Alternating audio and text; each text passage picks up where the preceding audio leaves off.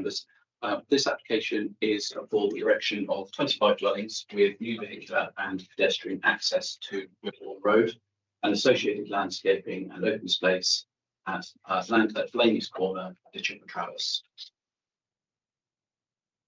Just a brief update slide for you before we get into the presentation. A couple of erection errors in the officer reports to bring to attention. And section 13, the still received quoted is 358,634 pounds. That should actually be £497,000. Just a brief update reflecting the before we get into the presentation. Paragraph 4.31 and section 13 is section 106 agreement or recommendation. £497,000. Paragraph 5.2 reflects the smaller one will refer to includes one bedroom flat and 2 bedroom flat. Finding that since the report was publicised, additional comments have been received from SGN, Gas Networks, which dates confirm that the proposals do not directly affect the high-pressure gas pipeline facility, but does confirm some restrictions on works in the vicinity of that pipeline. Finally, change the recommendation.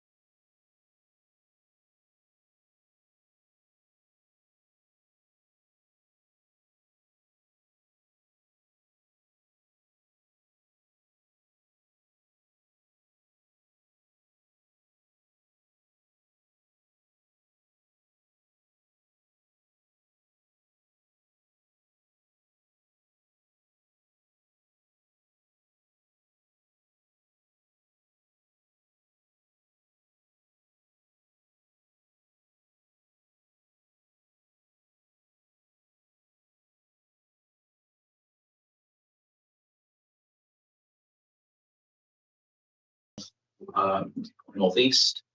The houses on Wimborne Road are visible on the horizon map.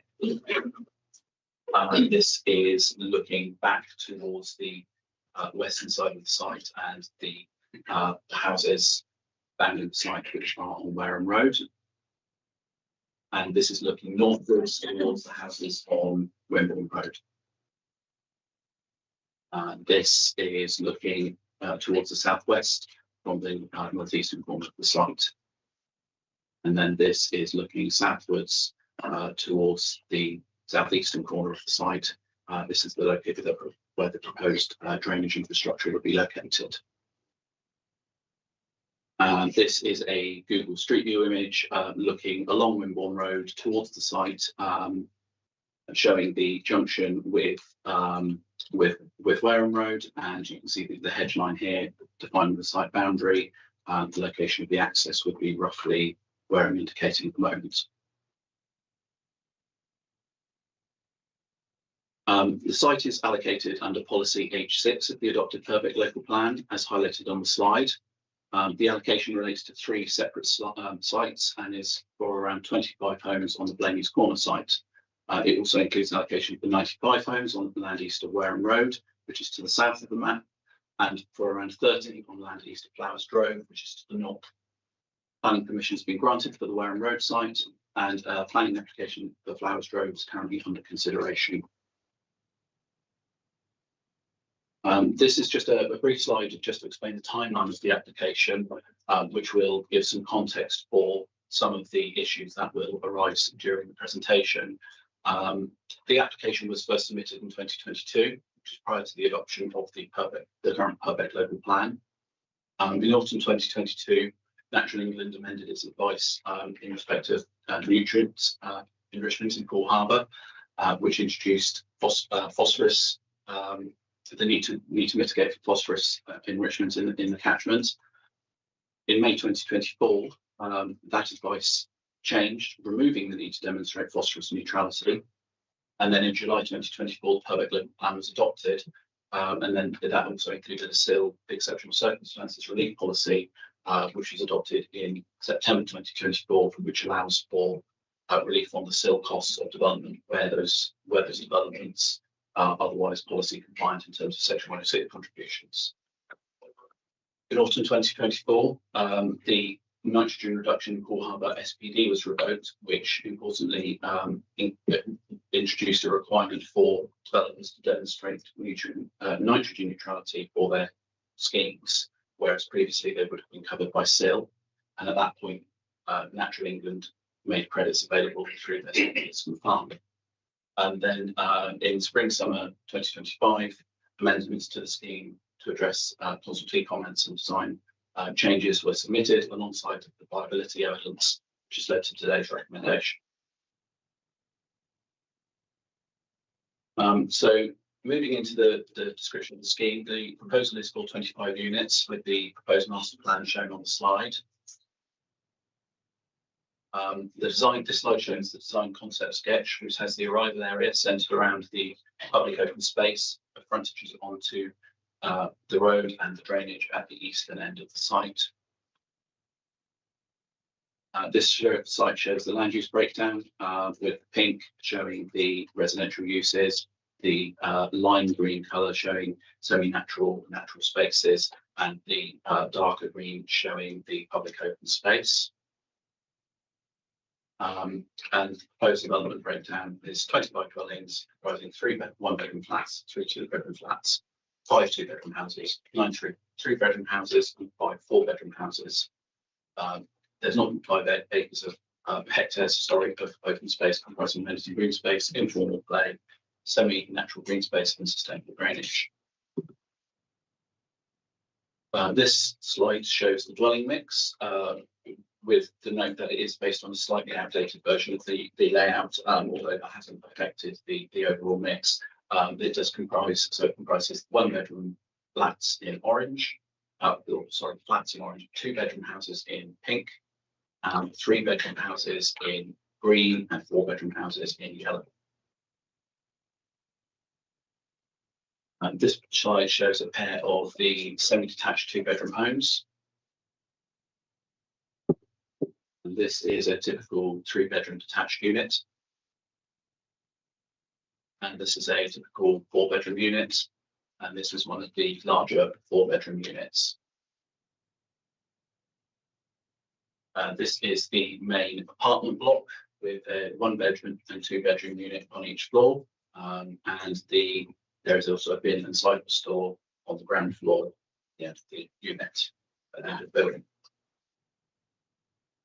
This is the second apartment block with 1 unit on each floor, a 1-bed on the ground floor, and 2-bed on the first floor. And this slide is a visualization of the site looking from the Blaney's Corner Junction, showing the open space and dwellings fronting onto it. So the application was advertised by Site Notice in March 2022 originally, and notification was given to those who commented of amendments made in May 2025. A total of 75 objections were received and 3 comments which were neutral or supportive. A summary of the issues raised is shown on screen, with full comments being available online. The table on the next couple of slides shows the consultation responses. There has been no objection received from consultees in general, as set out in this and the next slide. There has, however, been an objection from the parish council and the housing officer.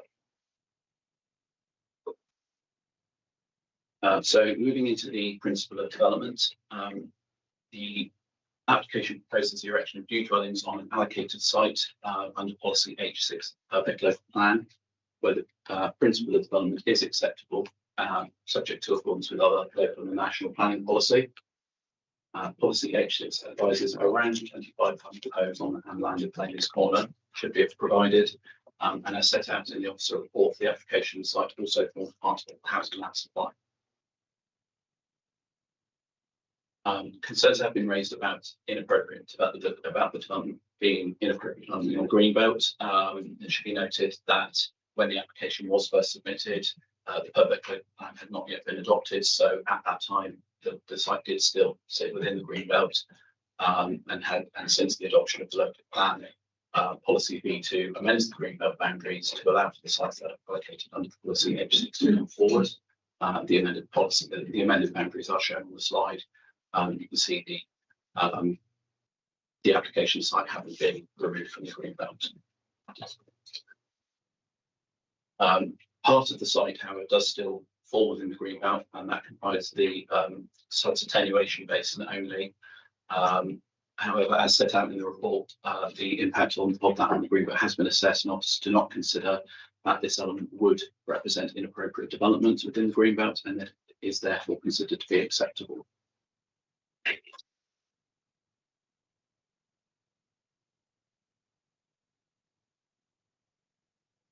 Moving into housing mix, the proposed housing mix in terms of the number of bedrooms per dwelling also varies from the recommendation in the local plan. However, policy H9 notes that the final housing mix proposal will be agreed between the applicant and council, and the housing provision is considered to be acceptable and to be policy compliant in accordance with policies H6, H9 and H11 of the adopted public local plan. Moving then into planning conclusions and affordable housing. This slide just quotes the relevant policies, policy expectations for the provision of affordable housing and financial contributions for development and the allocated sites, including policy H6, which is the site allocation, H11, which relates to affordable housing, I1, which relates to infrastructure. In respect of affordable housing and infrastructure, policies do allow for consideration of viability evidence where the applicant considers that a policy compliant contribution cannot be sustained. The policy compliant scheme would deliver 10 on-site affordable housing units and contribution towards education, including nursery, primary, secondary and post-16 provision, and special education needs and disabilities provision. Contributions towards health and public rights of way, which is total just over £190,000. However, late in the application process, the applicant had submitted a financial viability assessment that concludes that affordable housing in Section 106 contributions cannot be provided. The justification for this is due to the increased build costs since the submission of the application and the viability testing of the local plan, which have also fed into an increase in SIL costs, and the additional costs for providing nutrient mitigation within the Poole Harbour catchment following the withdrawal of the nitrogen production in Poole Harbour SPD. The application has been assessed by an independent valuer as required by the local plan, planning practice guidance, and the services of the district valuer was engaged.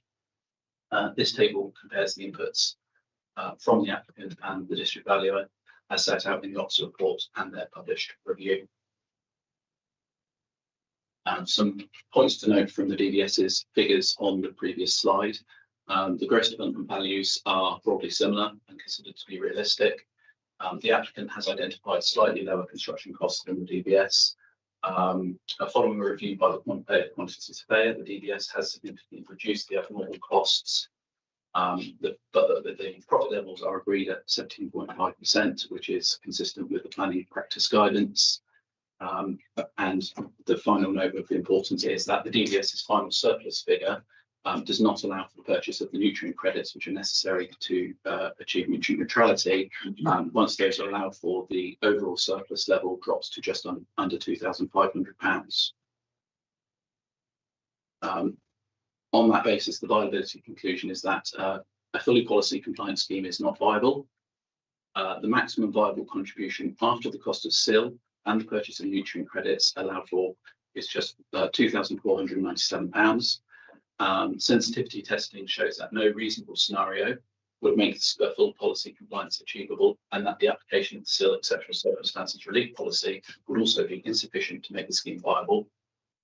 The applicant has indicated they do not agree with all the DVS's inputs, in particular regarding to legal and borrowing costs, but in view of the very small surplus that has been identified, it is considered that the scheme cannot support Section 106 contributions towards affordable housing, education, health, or rights of way in this instance. Then we move into highways, access and parking. Access to the site will be achieved through a newly formed priority junction to the southern side of Wimborne Road. The top image shows the new junction with the 2.4 by 43 metre visibility display for vehicles exiting the site. And the bottom image shows the 2.4 by 59 metre visibility displays for vehicles approaching the junction from Limekiln Road and Wimborne Road. From the plans, it can also be seen that the pedestrian footways will be tied in to the existing footways along Wimborne Road. See here, and with a new crossing point provided to the east of the newly created junction.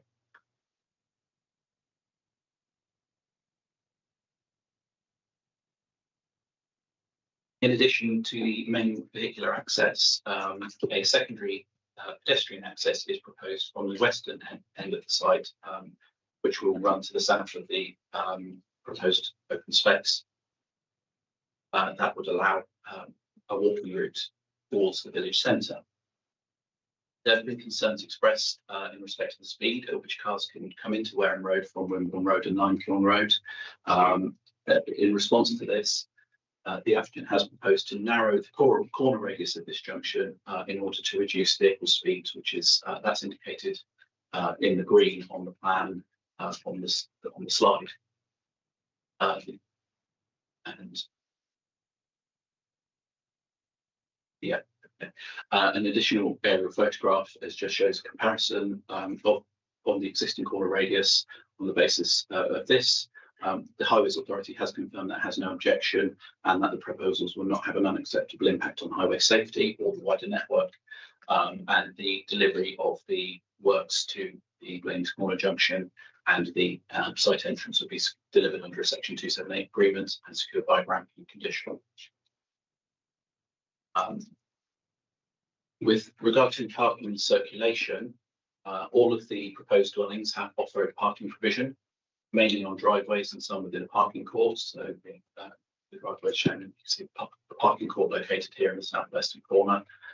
There are a total of 57 allocated parking spaces, which are shown in green on the plan on screen, with additional 18 spaces available in garages, which are shown in pink.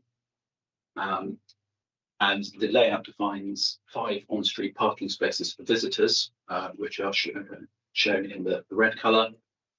But although it is noted that there would be capacity for additional informal on-street parking if required.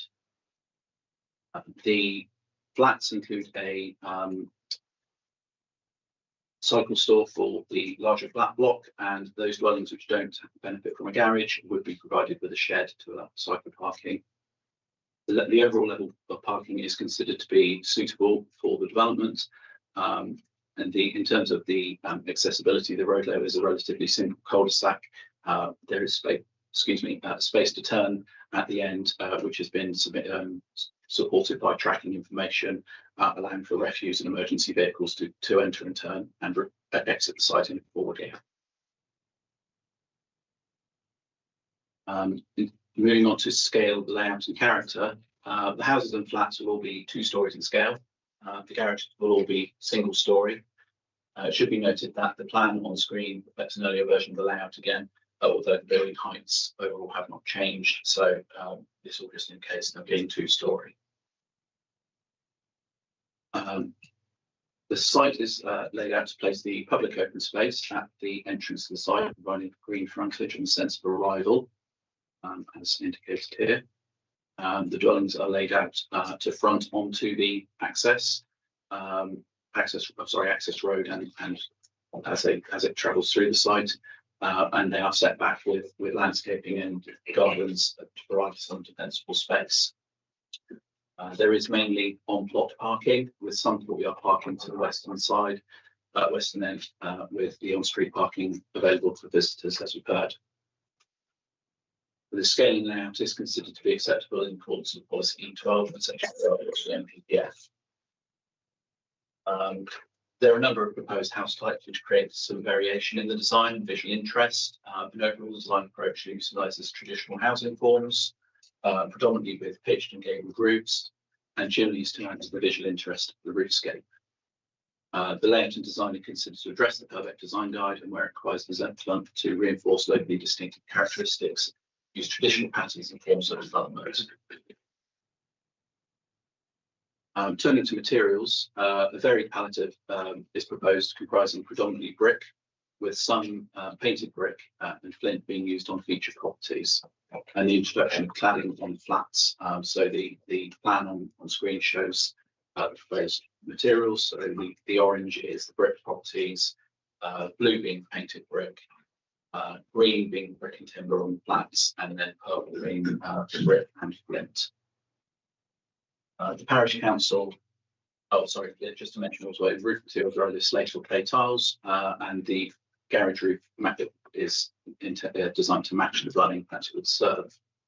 In consultation, the parish council did raise some concern about the use of brick and flint in the scheme. However, this is considered to be appropriate material, which has featured in various locations around the village quite successfully. Moving to landscaping and trees. In terms of landscaping, landscape master plan has been submitted. The plan has been amended alongside other changes to the scheme, which was reviewed by the Dorset Council landscape officers. We consider that it would be acceptable, and additional landscaping details and details of management will be secured by condition. Turning to trees, there are a large number of trees on or just outside the boundaries of the site, as shown by the tree protection plan above. Additionally, there is a tree preservation order which affects 3 areas shown by the orange ovals on the screen. The tree officer is satisfied that the trees will be adequately protected through the development, subject to conditions, although a condition is proposed which would remove permitted development rights from those plots adjacent to the protected trees to ensure their protection in the long term. And finally, just covering boundary treatments of plots. These include a mix of hedging, which is shown in green on the plan, with then safe fencing on the open spaces shown in purple, and brick wall on some particular feature location in red. Rear boundaries to the plots are close bordered fences with a post and rail fence proposed around the drainage basin and to the edge of the out to the field to the east. And then moving on to amenity, some concerns have been raised in the comments about the impact of development on amenity from overlooking. A full assessment of this has been carried out within the officer's report and concludes that there would not be sufficient harm to justify the refusal of planning permission. The image shows some of the key separation distances as proposed with the proposed master plan. Back-to-back separation distances are generally quite generous on the scheme, with in excess of 30 metres between the rear of the existing and proposed properties. The closest relationship would be to Myrtle Cottage, which is this existing property to the west, which has a 12-metre distance from the flat block here. Although it should be noted that the elevation of the flat block which faces Myrtle Cottage is blank, does not include any windows, so there wouldn't be any opportunity for overlooking from it. And the elevation of Myrtle Cottage is itself the secondary elevation.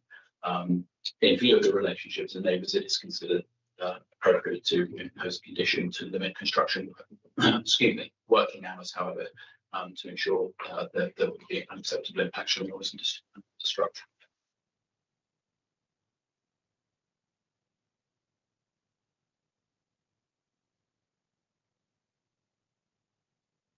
Moving to drainage, the site is located with flood zone 1. It's not therefore considered to be a risk of flooding. The site investigation has confirmed that infiltration-based drainage is not viable on the site, and the proposed drainage solution is therefore to drain to a watercourse which runs to the south of the site by an attenuation basin shown in green on the plan, which will have a restricted outflow restricted to the equivalent greenfield runoff rate. The drainage solution has been reviewed by the Leeds Local Flood Authority, and it's confirmed that it is acceptable, and that concluded that the scheme would not result in an increased risk of flooding elsewhere. And biodiversity and habitats. Due to the age of the application, it's not subject to a requirement to deliver biodiversity net gain. However, the proposals do include a number of biodiversity mitigation and enhancement measures as indicated on the plan. These include roosting and nesting opportunities for birds and bats, log and brash piles to provide opportunities for reptiles and other wildlife, hedgehog holes, and the provision of dark corridors. These have been agreed with the Natural Environment team, who are content with the scheme, and overall it's considered that the proposal is acceptable in relation to biodiversity, subject to conditions to secure the enhancement proposals. Then also we're moving on to the habitats issues. The site is located within 5 kilometres of the Dorset Heathlands and is within the hydrological catchment of Poole Harbour, both of which are designated habitat sites. An appropriate assessment of the implications for the protected sites has been undertaken and concluded that mitigation measures can prevent likely significant effects on the integrity of the protected sites. Mitigation of the heathlands includes contributions via sill and the provision of SANG at Flowers Grove to the north, which is shown on the slide, green. Nutrient neutrality will be achieved by the purchase of credits, which will be secured by a pre-commencement planning condition. This is a final summary of the key planning issues as set out in the officer's report. All matters are considered to be acceptable, subject to appropriate conditions. The recommendation is therefore to delegate authority to grant planning permission, subject to a Section 106 agreement to secure the scheme for the provision of the SANG and the provision of public open space, or to refuse planning permission if that agreement is not secured within 6 months or such time as may be extended by an agreement. The headings of the recommended conditions are listed here. The full text of them is quoted in the report. And for completeness, this is the reason for refusal if the Section 106 were not to be completed. And that moves us back to the recommendation. Thank you, Chair. Thank you, Thomas. I've got, well, we had 2 public speakers registered for this. The first one was Catherine Somerville, who was objecting. But I understand she's not been able to be with us, unless Catherine is here. Doesn't look as though she is. And then the only other public speaker on this is the agent, who is Claire Spiller. You take a seat at the small desk there. Press the microphone when you're ready. You'll have 3 minutes to start speaking. The Vice Chair will let you have a 30-second warning. When you're ready. Chair and members of the committee, thank you for the opportunity to address you today. Riot Homes is a Dorset-based house builder with a strong track record of delivering high-quality residential developments.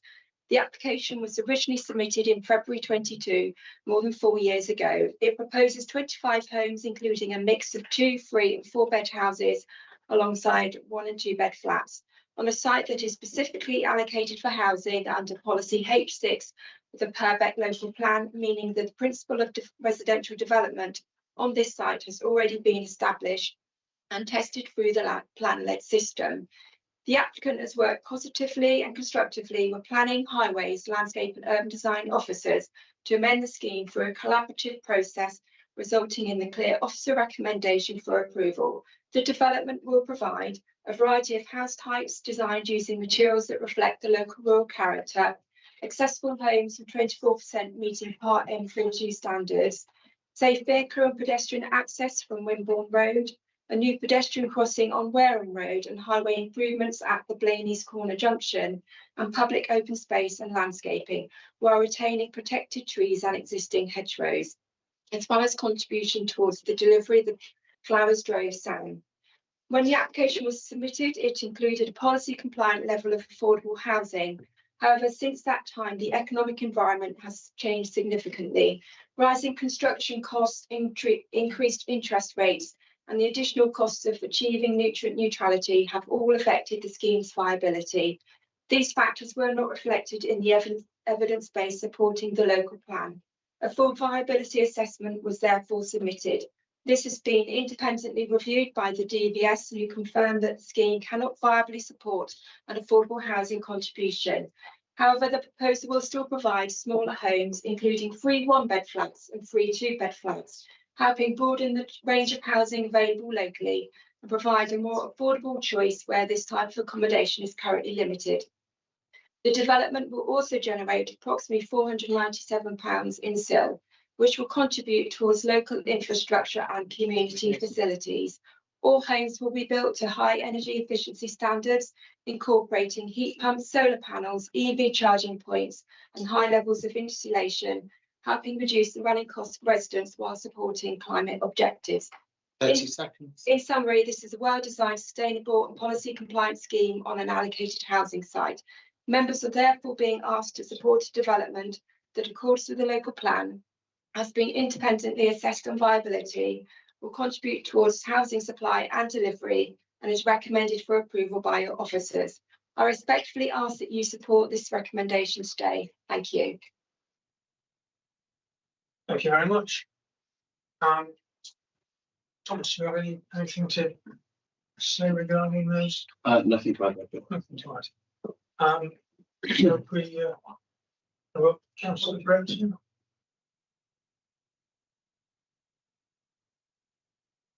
Councillor Brenton. Thank you. Can I just have some questions first? Yes. Okay, right. Looking at this design up on the screen, can you indicate where the other pedestrian accesses will be? How will they get from this area into Rosalia Meadows, which is literally just through the trees, or to the footpath Jubilee Walk, which is the other side of the line of trees coming down? Because connectivity in a village like this is quite important. That's the first question: is where, how do you get onto the other footpaths?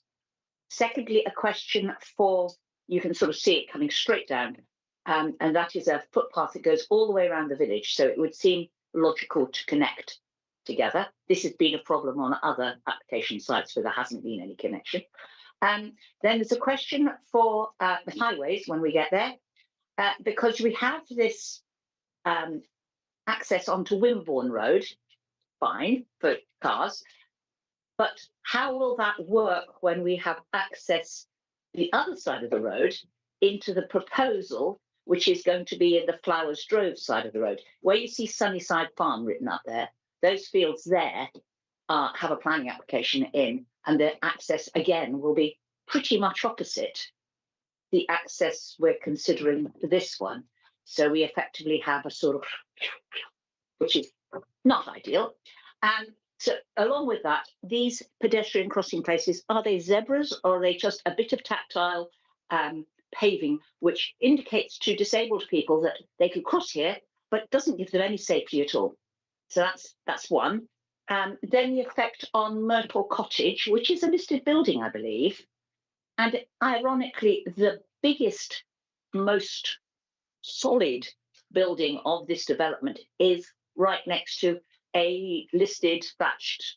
There's not many listed buildings in Litchett, so I'd like to know how much that has really been considered.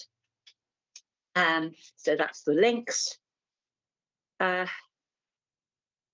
pretty much the questions. Thank you, Alex. Thomas, I want to respond.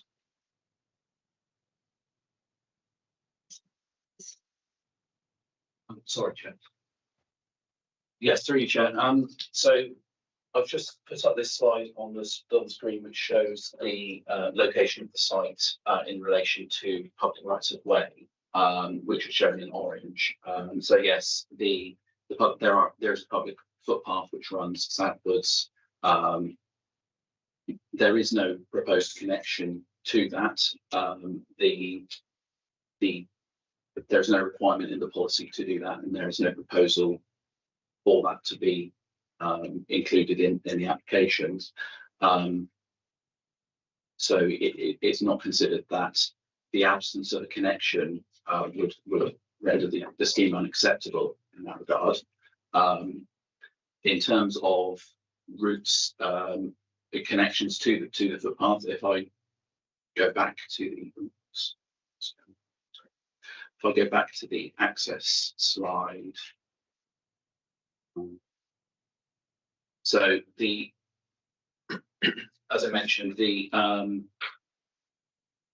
footpaths would connect into the existing public footpath alongside the road. There's pavement along each side of the road, Wembley Road in this location.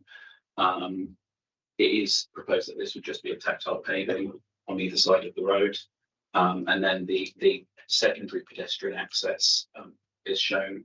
It comes out and emerges to cross Wareham Road at the western edge of the site, just after the Blenny's Corner Junction, and that again would be tactile paving as a priority crossing. And Myrtle Cottage. Sorry, Myrtle Cottage. We're just looking for an answer on that. I don't believe Myrtle Cottage is listed, but we'll just wait for this. But it's not there. Myrtle Cottage isn't a listed building. The impact of the development on it, in terms of amenity, has been considered quite carefully. In terms of its in terms of the layout and the character, it's in terms of the impact on character, it's not considered that the relationship would be sufficiently harmful to refuse plans to justify refusal motion in this instance. We've just been informed that the only listed buildings in the vicinity are tall trees and Kiln Cottage, which are a bit more distant. I believe I have touched on everything there. I think there was something for the Highways Authority. So Thank you. Well, should we say I'm not desperately impressed, because we have a sang which is quarter of a mile, half a mile away, for which there is no direct access apart from across a 30-mile-an-hour road with a bit of tactile paving to show you where it's safe to walk into the street and get run over. So it doesn't quite tally. If it was, a zebra or something, so that there was a distinct indication slowing traffic down, I would be more in favour, because we are talking about, we've got family houses there. There will be dog walkers, and for them to troll up the road, even on a pavement, to walk half a mile to a sang seems a bit unlikely, when they're just as easy to get in the car and drive down to Wareham Forest. And the whole point of sangs was to try to distract people from doing that. So I'm not desperately happy with it, but that was the questions, and you've given me an answer. Thank you. Alex.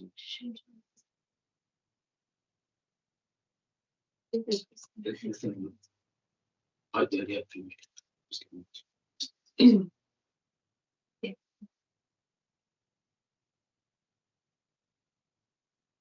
I will just confirm the distance to the sand. Yeah, through you, Chair.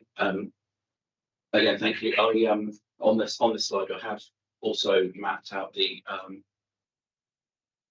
should show anyway.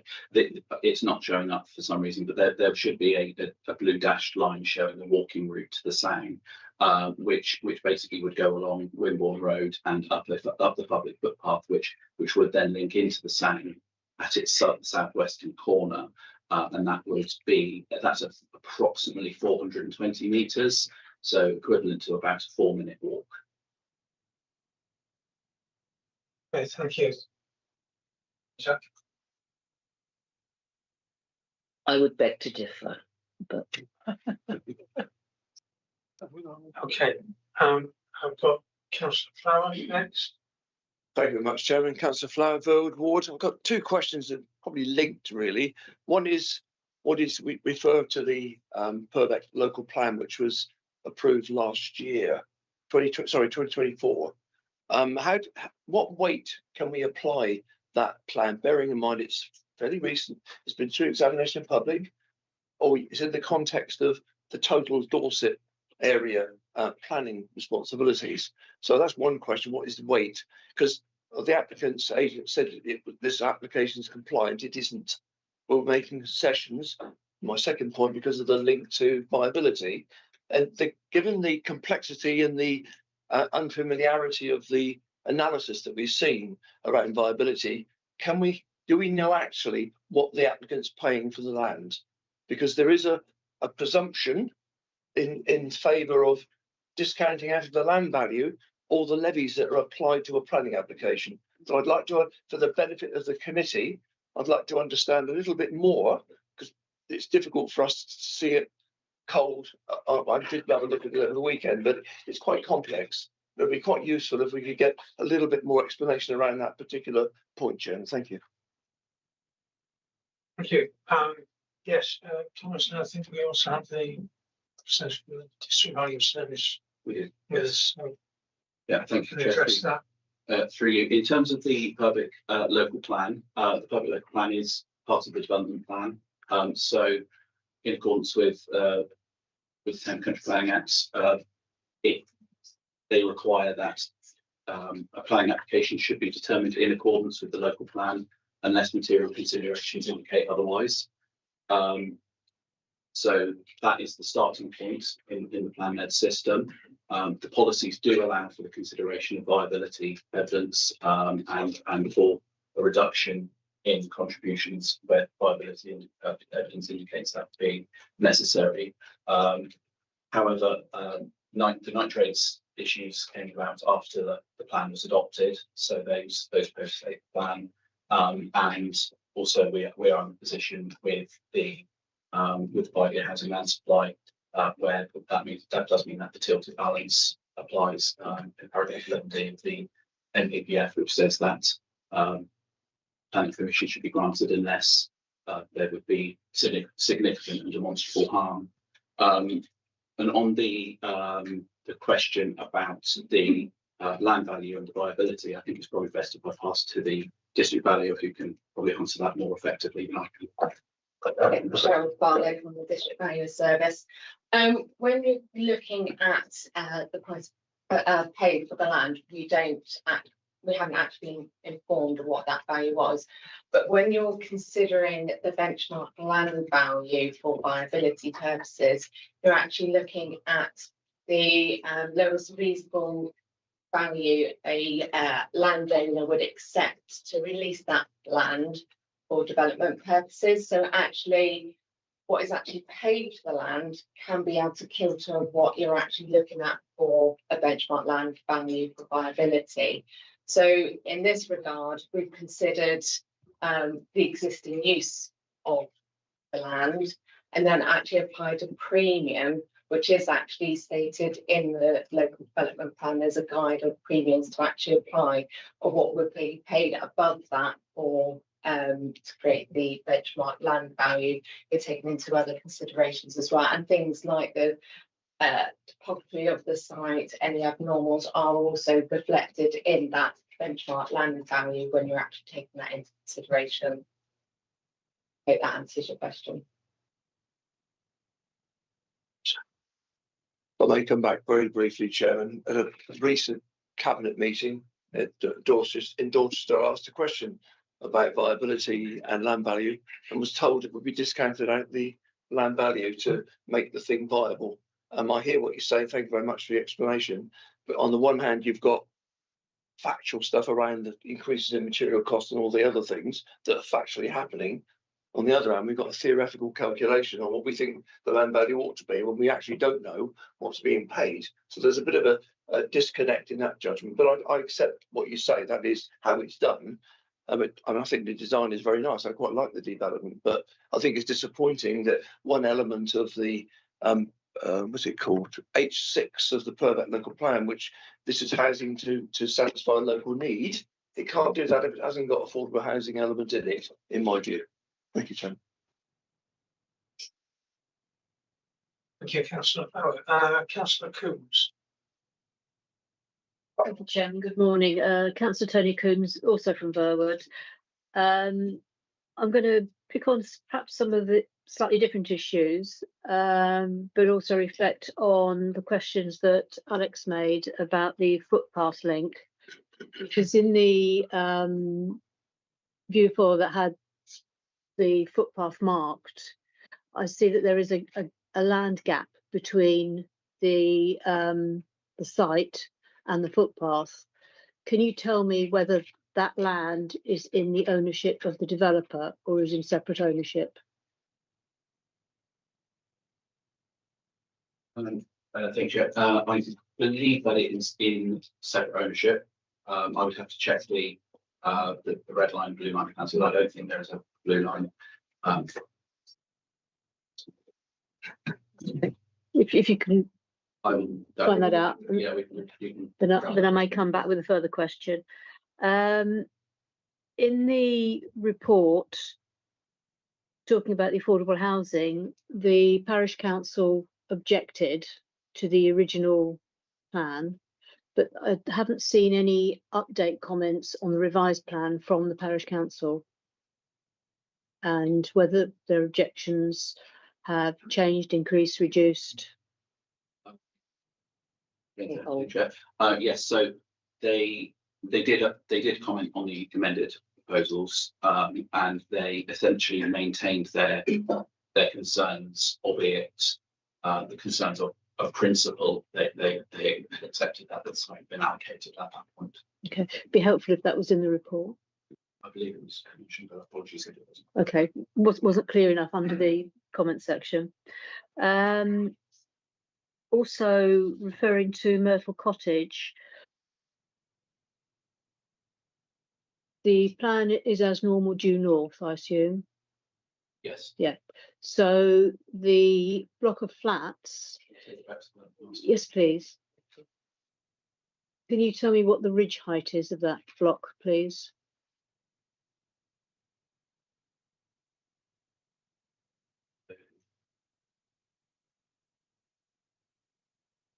Can't tell you off. Yeah, we might be able to take a quick measurement off. Slide 11 is good. Okay. While you do that, the reason I'm asking is that building is due east of Myrtle Cottage, yep. And you've said that it's got quite a close proximity, even though there's a blank wall of just over 12 metres. I want to understand the impact of the morning light on the amenity of the garden space of Myrtle Cottage. Okay, and then my last question, because obviously you're going to need to get that information. The public open space, given its location right by the road entrance, it gives me a little bit of concern. There's been quite a spate in my own area over the last couple of years where public open space, which has retained in the ownership of the developer, has recently been put up for auction. And we've had quite a few people chancing their luck, hoping to buy a plot of land cheap and then build on it. And the saving grace has been the planning obligation that it's public open space. So my question is, which gives the greatest protection for keeping that land as public open space in the future? Is it a Section 106 or is it a planning condition? Thank you. It's a fair few questions to go through. Thank you. Right. You'll get an answer very short. Okay, great. So,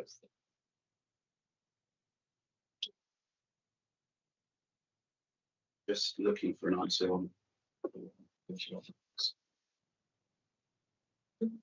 Right. I can come back with the measurements, which my colleagues recorded and email it across. So the ridge height is 8.7, so it's a two-story house height, and the eaves 5.2. Okay. Thank you, Jim. So yeah, sorry, just to add on that point with the relationship, an assessment of the potential for overshadowing was undertaken, and it was confirmed that concluded that it wouldn't be harmful. Okay. With that relationship. So that means covered. In terms of the ownership, we've checked and we've been able to confirm that there was no blue line submitted alongside the application, so the land is not. Sorry, the land is not not within the ownership of the applicant.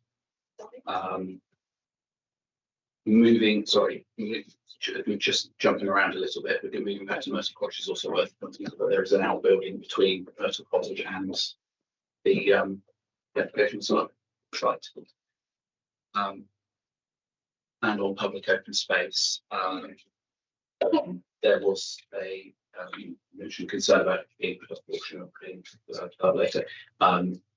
The strongest protecting would be through the legal agreement route, and that would be secured through the proposed legal agreement.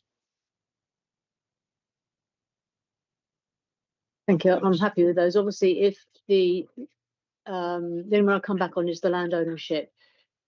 If that land had been the same ownership, that would give a little bit more strength to the argument that we could include it as planning requirement. But if it's in separate ownership, I realise that starts to make things very complicated. So I won't take that any further. Thank you, Tony.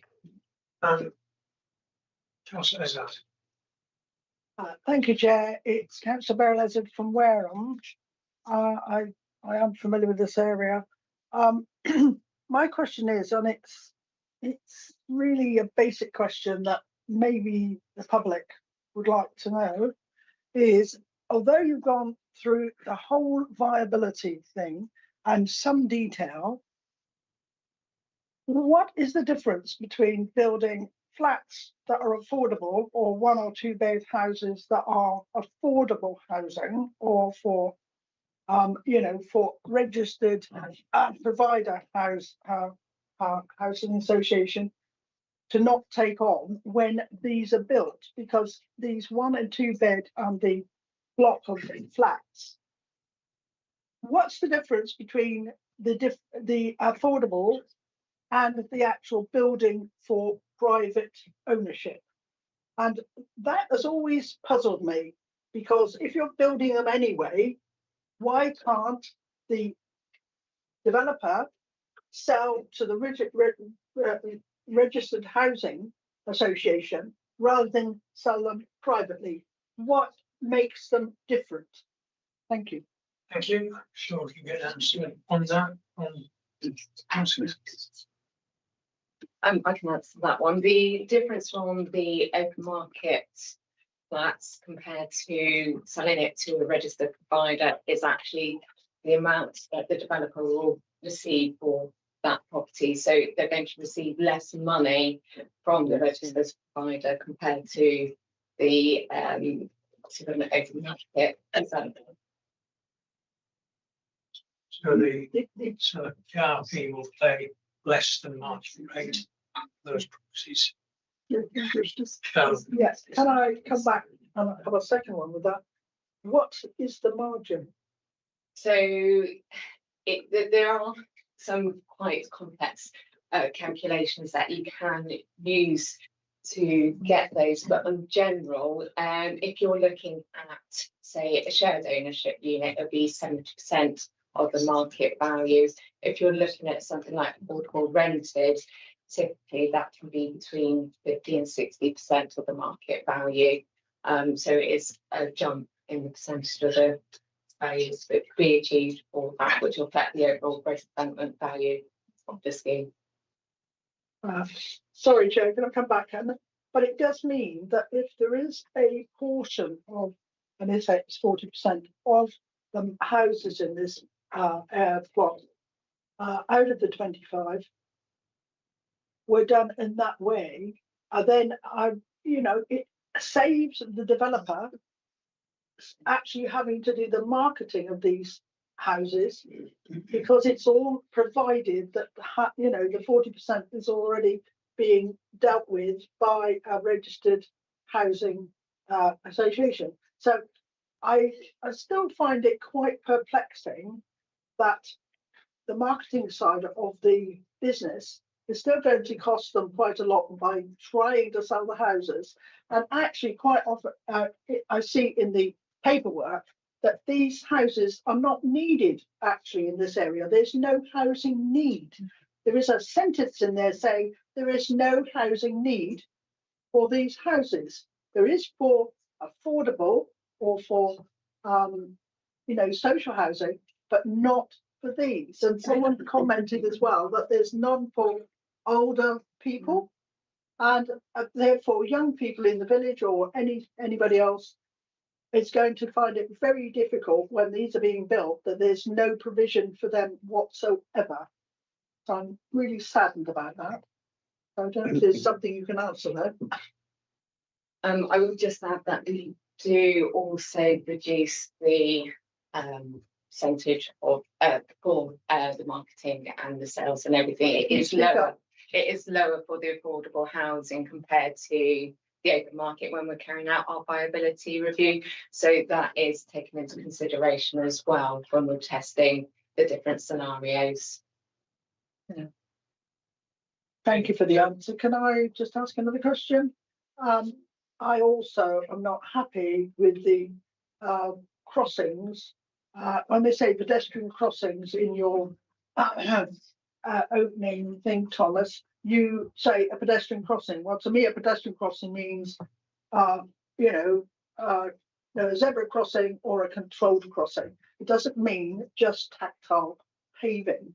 And on one of the roads, it's quite a major road. I'm not sure that how much traffic goes along that road, but it's difficult for people to think of a crossing as being just tactile paving. It's really not good enough for that to be put in a report when it's actually not a proper pedestrian crossing. Thank you. Thank you, Councillor. So, any response to this? Highways, Susan? Susan Hetherington, Highway Authority. So the proposal for the uncontrolled crossing will come forward as a result of providing for the footfall for the development. To provide something like a controlled crossing would be quite hard engineering,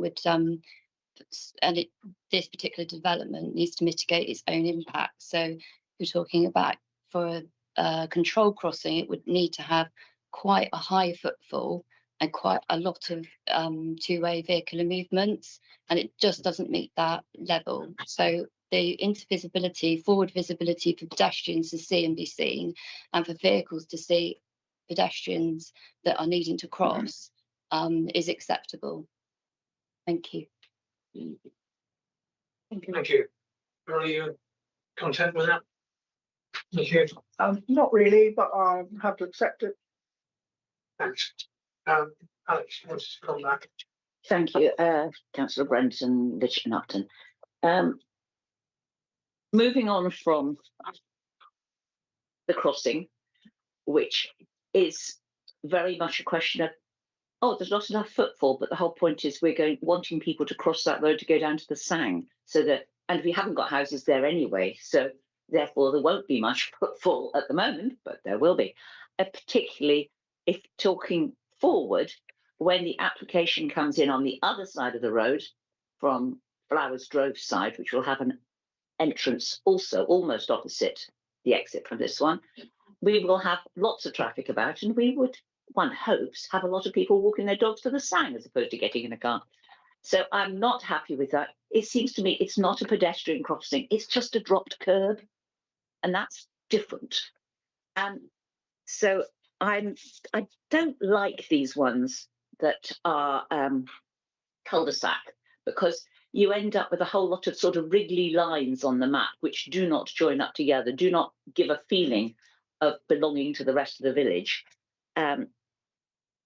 So I'm not happy with that, but I do accept that this will probably go through, because it was in principle accepted in the Purbeck plan that this is a suitable site, fine.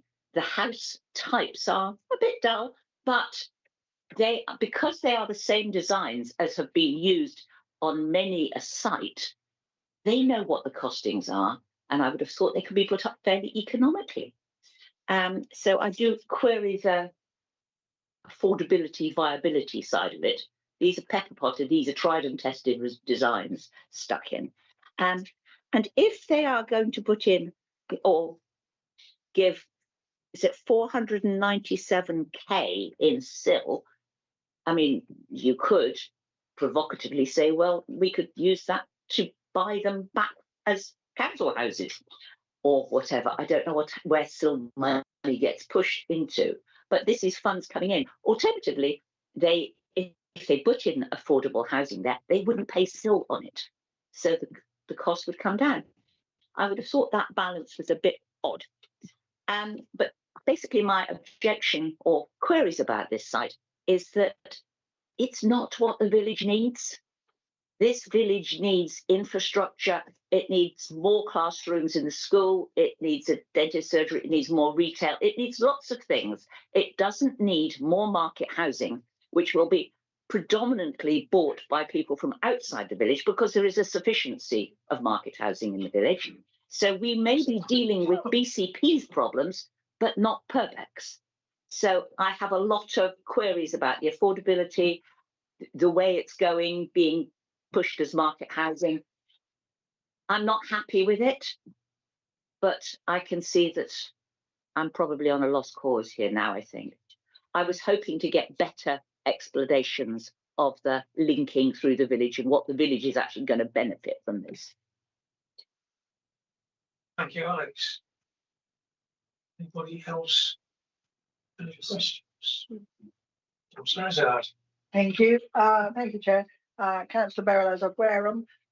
Could it not a condition be put on, following on from Councillor Brenton, about the footpaths and make sure that you have got more connectivity for walking, with dog walking or any walking to connect up the paths? It couldn't not a condition be put that the footpaths are not are connected in some way, because it makes a nonsense with the arrangement you've got. It says in the paperwork, oh yes, this is going to be part of the village and we're going to, you know, try and get it so that it's all part of that. It's not. It's an isolated little area with 25 market houses, which will be out, you know, outside the pocket of a lot of local people, and it will be isolated. So I think there needs to be, from the planning team, a little bit more, you know, flexibility about where you can get a footpath. And I think the footpath officer said something about there was lack of, you know, a connected up footpath. And so I don't know if there is anything that can be done or the condition put on that is connected into the footpath in some way. And Okay. Alex said about several places. I mean, she's local, so she would know exactly where it would be best to have a connection to the other little housing estates that are already there. And not only they've only been recently built in the last 10, 15 years. So that there ought to be a connection between the two. Okay, thank you. Can we answer the question of, is it possible to condition? Thank you, Chair. Yes, well, ultimately, the answer to the sorry, yes, the answer to that question is no, unfortunately, because we can't through a condition require the applicant to undertake works that fall outside of the red line where there's no certainty that could be delivered. Well, we can use a granting style condition to secure highways works where the Highways Authority requires those works to be done. We can't impose a condition that would bind third-party land over which the applicant doesn't have control, which falls outside of the application site. So unfortunately, we're not able to secure. We wouldn't be able to impose a condition that secures that. Okay, thank you, Thomas. Any further questions or comments to make? Councillor Coombs. Thank you, Chairman. Just going back to the viability question, in previous committees, we've asked for at a 75% build out to have another look at the viability to see if things have changed. Is that something that we can do with this application? Thank you. Unfortunately, that's not something we can secure through this stage, because to do that, we would require a specific policy in the local plan that says that we would have a viability review, and that hasn't been adopted into the local plan. We've recently lodged an appeal. There was an appeal where that was considered, and it was accepted to the view that we couldn't support the viability review. Forward planners take note. I'm going to go again back to this footpath, and I understand that we can't put it in as a condition. Could we, however, put in an informative note that's to the effect of that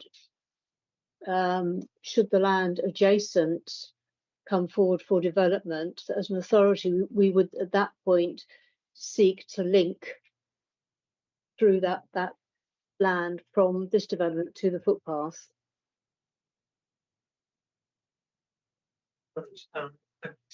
Is that for the site in the same ownership? Was it? It's an informative note, so it's not binding on anything. It's just talking about our aspirations.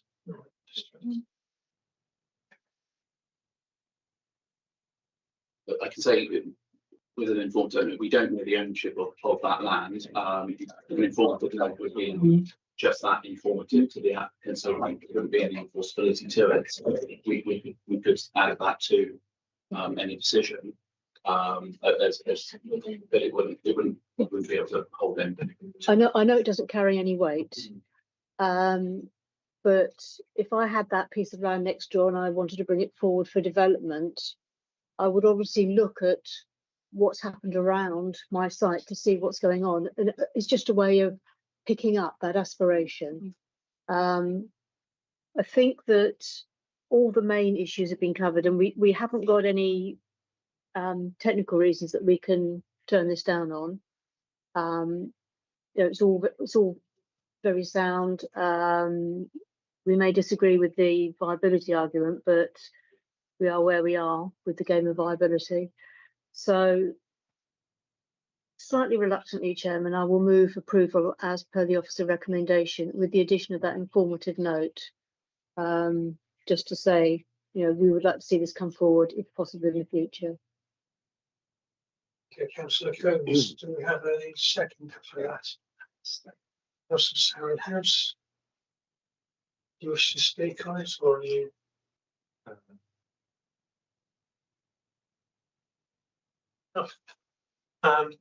In which case we've had a proposal, we've had a seconder, and the proposal is to accept officer recommendation with the addition of an informative note regarding the crossing. Sorry. Footpath link. Footpath Does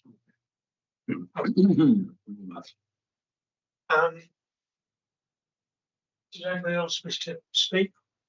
No. In that case, we'll move to the vote. All those in favour, please show.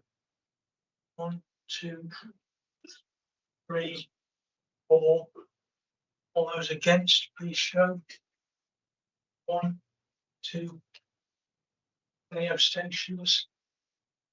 2. Which means that the proposal is carried, and P4 2022-01095 has been approved.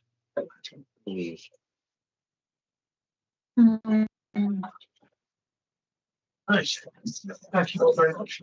The next application is P4 2025-0629 10 Western Road, with a small pause whilst just swap around and get set up. Thank you very much for 3 minutes.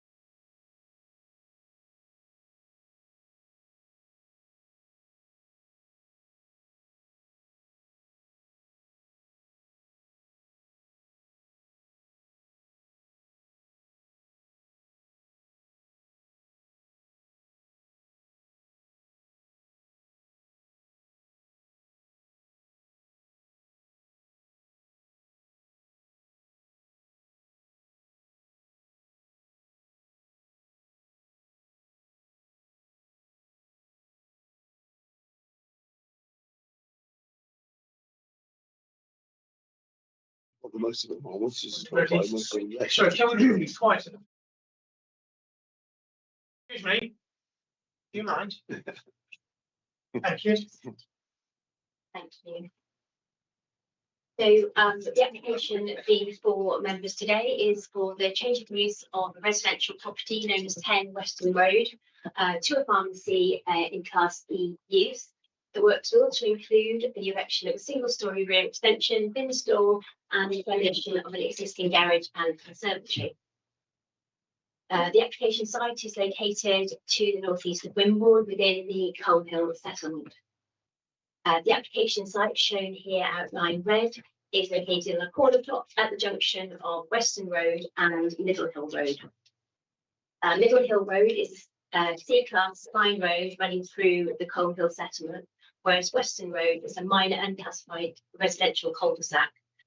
Western Road is characterised by detached single-storey or chalet-style bungalows that are set back and well spaced, giving the road a spacious, open feeling.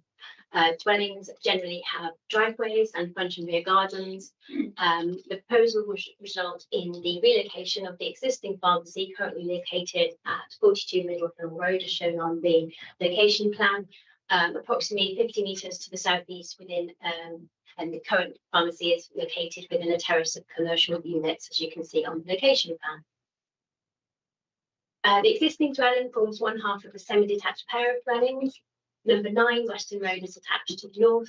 To the east, at the rear of the property is number 27 Middle Hill Road, and to the west is 1 Western Road. The existing bungalow is positioned centrally within its plot, with a garden extending to the south. There's a garden building to the rear and a detached garage at the front. The property is accessed from Western Road. This photograph shows the existing site taken from the front on Western Road. The application site is somewhat unusual in the street scene, as it is attached to number 9 Western Road, forming a wide elongated frontage. The site is open to the front with a driveway and a low wall forming the boundary with Western Road. As you can see, there is also a garage on the western boundary of the site. This photograph is taken from the junction of Western Road and Middle Hill Road. The application site can be seen in the top left of the photograph above the fence boundary. This photograph also demonstrates the character of Middle Hill Road and the proximity of the existing pharmacy to the application site. The applicants have explained that the proposed location has been chosen to maintain service arrangements for the existing neighbourhood and catchment area. So in terms of the proposed development, planning permission is sought to change the use of this residential property to a Class C pharmacy use. A single-storey rear extension, shown outlined there in red, is proposed to accommodate the dispensary, staff area and consultation room. It's proposed to demolish the existing garage and conservatory. Those aspects are outlined in orange, and parking is proposed to the front and to the south, and that's outlined in green. And high standing was proposed for the remainder of the front and the side. The elevation drawings show the key alterations to the front and side elevation. Members can see the most significant alteration is the introduction of large display style windows proposed to the front and side elevations. So turning to the principle of development, the proposal would result in the loss of one dwelling, and although the council is unable to demonstrate a 5-year housing land supply, officers consider that the loss of a single dwelling by itself is not sufficient reason for refusal, should all other aspects of the scheme be acceptable. The applicant has provided a relocation statement confirming that the proposed move will not harm pharmaceutical service provision. The pharmacy would continue to serve the same catchment and offer the same level of NHS services, with some improved facilities for patients given the additional space available at the site. The site lies within the Coal Hill settlement, which is identified in policy KS2 as a suburban area where some residential development and local community facilities can be supported.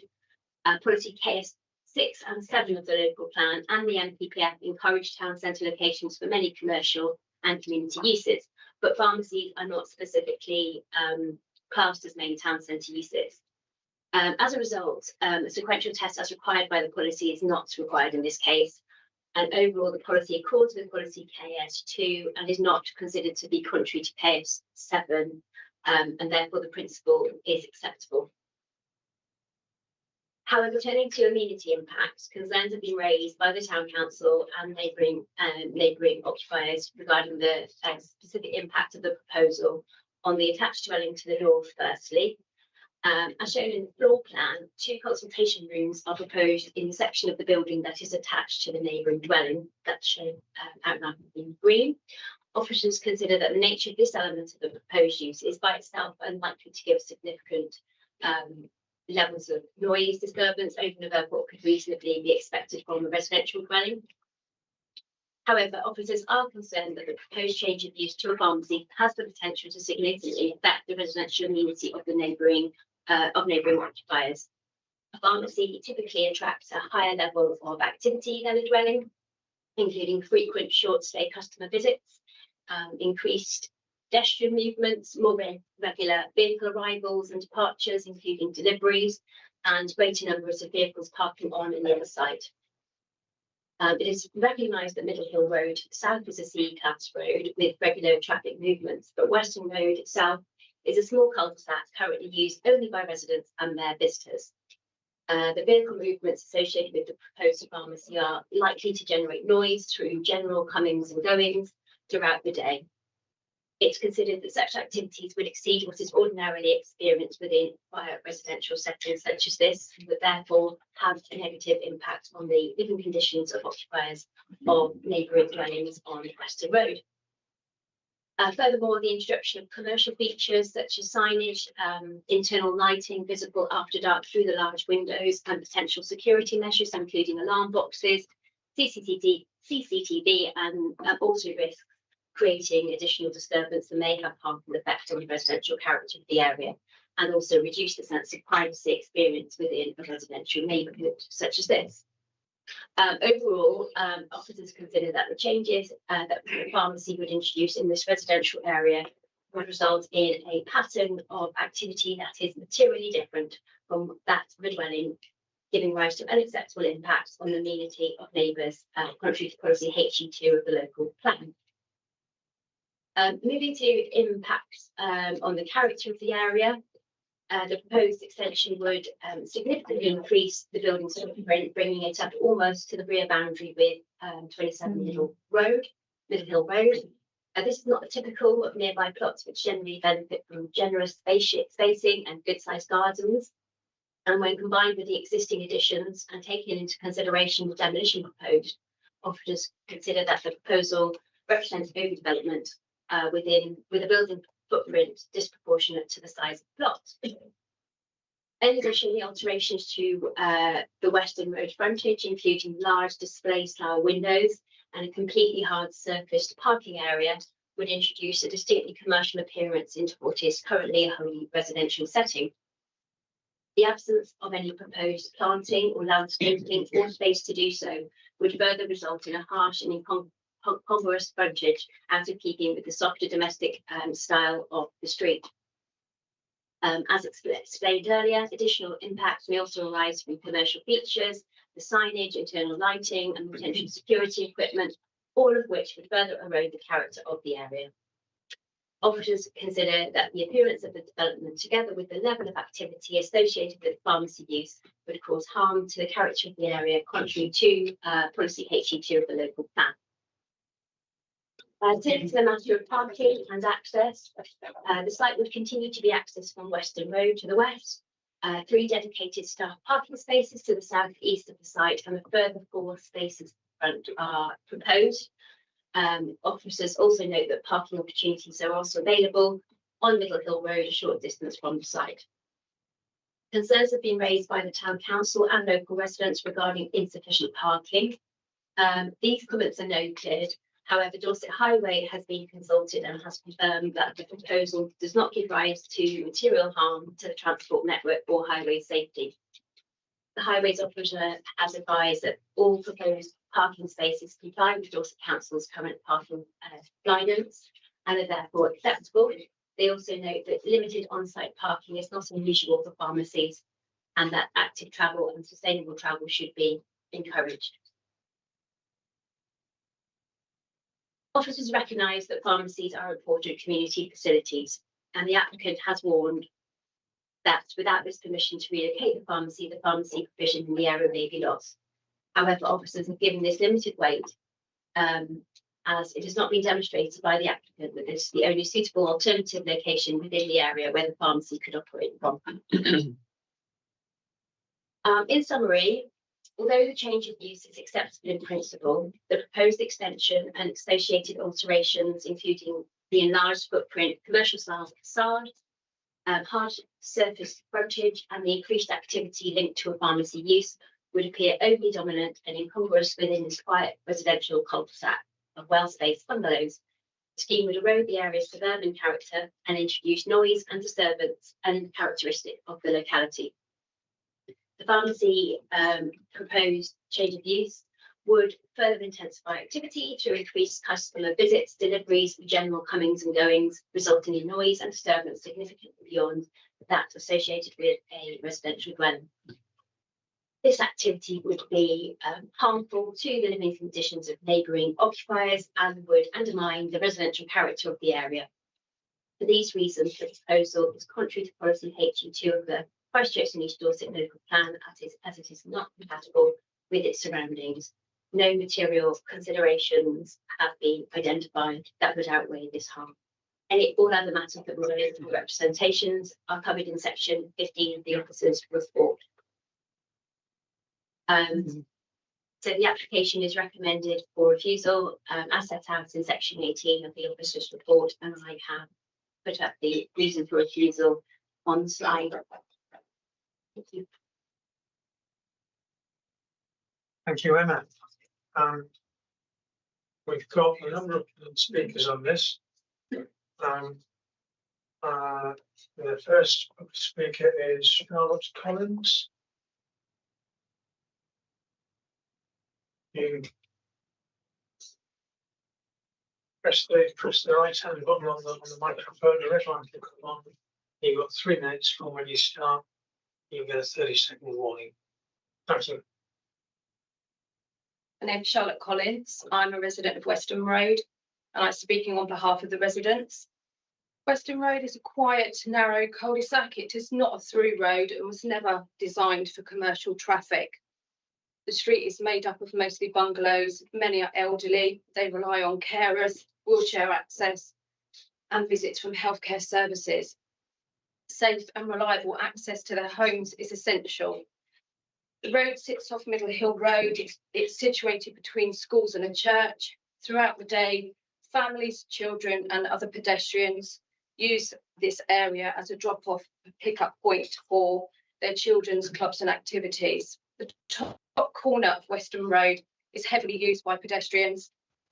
It often acts as an informal school pick-up and drop-off point, particularly at busy school times, especially in bad weather. Introducing a pharmacy and health centre at the top of the cul-de-sac would significantly change the character of the road, increase traffic, introduce drivers unfamiliar with the road. This would increase the risk for pedestrians using this area. The physical constraints of Weston Road make this even more concerning. The road is extremely narrow, and the proposed development would sit at the entrance of the cul-de-sac, where manoeuvring space is very limited. Vehicles already struggle to turn safely. There is clear evidence of how restricted the road is. Delivery vehicles frequently mount the pavement to pass parked cars, showing there's very little capacity for additional traffic. We are already seeing risks of this. Just this week, a delivery driver collided with a resident's car at number 1. This is directly opposite the proposed entrance of the car park. More importantly, there are alternatives. The landlord of the pharmacy's current premises have already confirmed they would like the pharmacy to remain and have offered to extend the rear of the building to allow this expansion. Residents are also concerned about the impact on homes from noise, light pollution, illuminated signage affecting neighbouring properties. Residents support healthcare services. However, a semi-detached bungalow excuse me, in Western Road is simply not a suitable location for a development of this scale. For these reasons, we respectfully ask the committee to support the officer's recommendation to refuse the application. Thank you. Thank you. Next public speaker is Darryl Howells.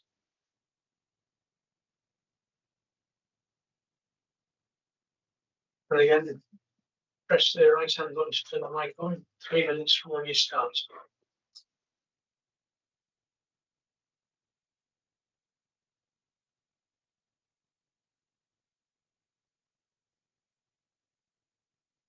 Good morning, members. I am the Chartered Town Planner and I speak on behalf of the residents of Western Road who welcome the officer's recommendation to refuse.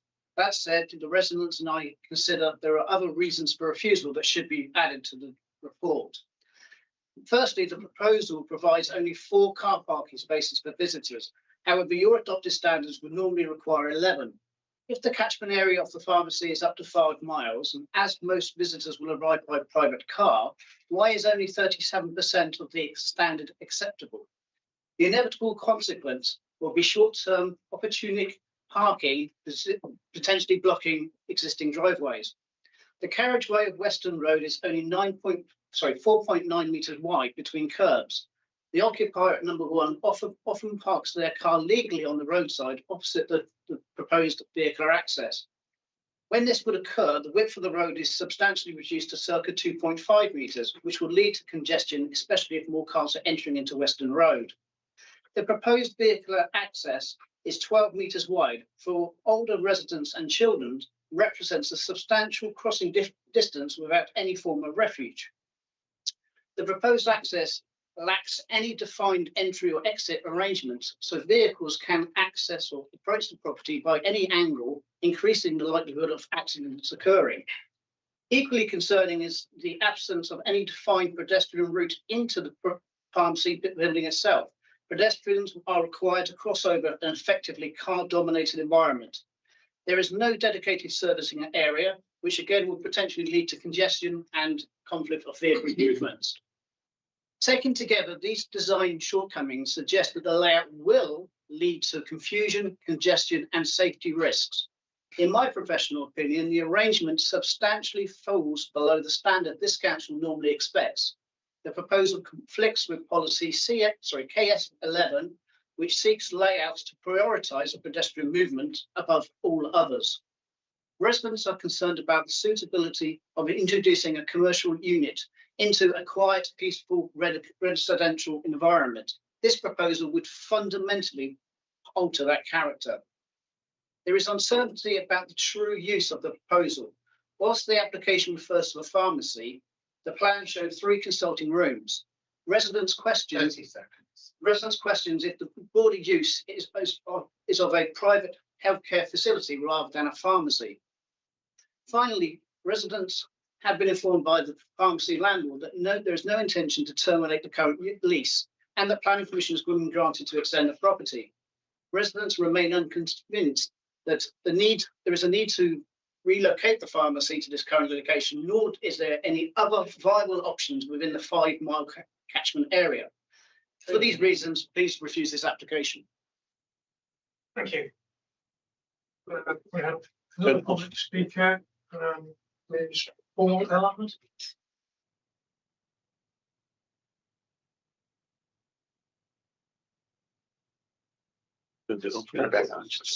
Again, 3 minutes when you start. 10 Western Road is a semi-detached residential bungalow positioned towards the entrance of a narrow residential cul-de-sac, which provides sanctuary for 9 other properties. The proposal to convert this residential semi-detached bungalow into a pharmacy and surgery would ruin the close community of the cul-de-sac and have a detrimental effect on the surrounding area. The application is ill thought out and does not fulfil the requirements of a valid design. As a chartered engineer with many years' experience in highway, commercial and residential design, the proposal fails on a number of points, including number of parking spaces, the existing narrow carriageway widths resulting in insufficient space for vehicular movements and visibility displays of vehicles. There's inadequate space to service the proposed pharmacy and surgery within the confines of the boundary. No refuse lorries can take turn or take refuge within the site, and the confined site is not suitable for multiple delivery vans throughout the day entering, turning and reversing. The safety of pedestrians during these times and in general has not been considered. A surface water drainage proposal has not been submitted due to the confines of the site, adjacent roads and mains gas valve, all in close proximity to the site. The proposal will attract a significant increase in vehicles entering the narrow cul-de-sac, for which it does not have capacity. Due to the confines of the site and inadequate parking provisions, visitors will invariably park on street, causing further distress to residents and restricting use of the carriageway of a narrow cul-de-sac. A thought at this time should be made for emergency vehicles attempting to access the cul-de-sac. Justification for the change of use has been made on the basis that the current lease of the pharmacy is not being renewed and Coal Hill will lose its pharmacy. This is fundamentally inaccurate, confirmed by the current landlord of the pharmacy. There's also met with councillors Andy Todd and Vicky Slade to discuss this. In conclusion, we're losing a residential property which should be enjoyed by further generations to a proposed use which is not suitable for the location or necessary to be moved from a current commercial unit to a residential property within a small cul-de-sac 50 metres across the road. I respectfully request that the recommendations of the planning officer to refuse the application are acknowledged and the proposal is refused by yourselves. Thank you. Thank you very much. We have another public speaker who is in support of the application, who is Katie Johnson. Mr. Johnson, you again 3 minutes from you start speaking.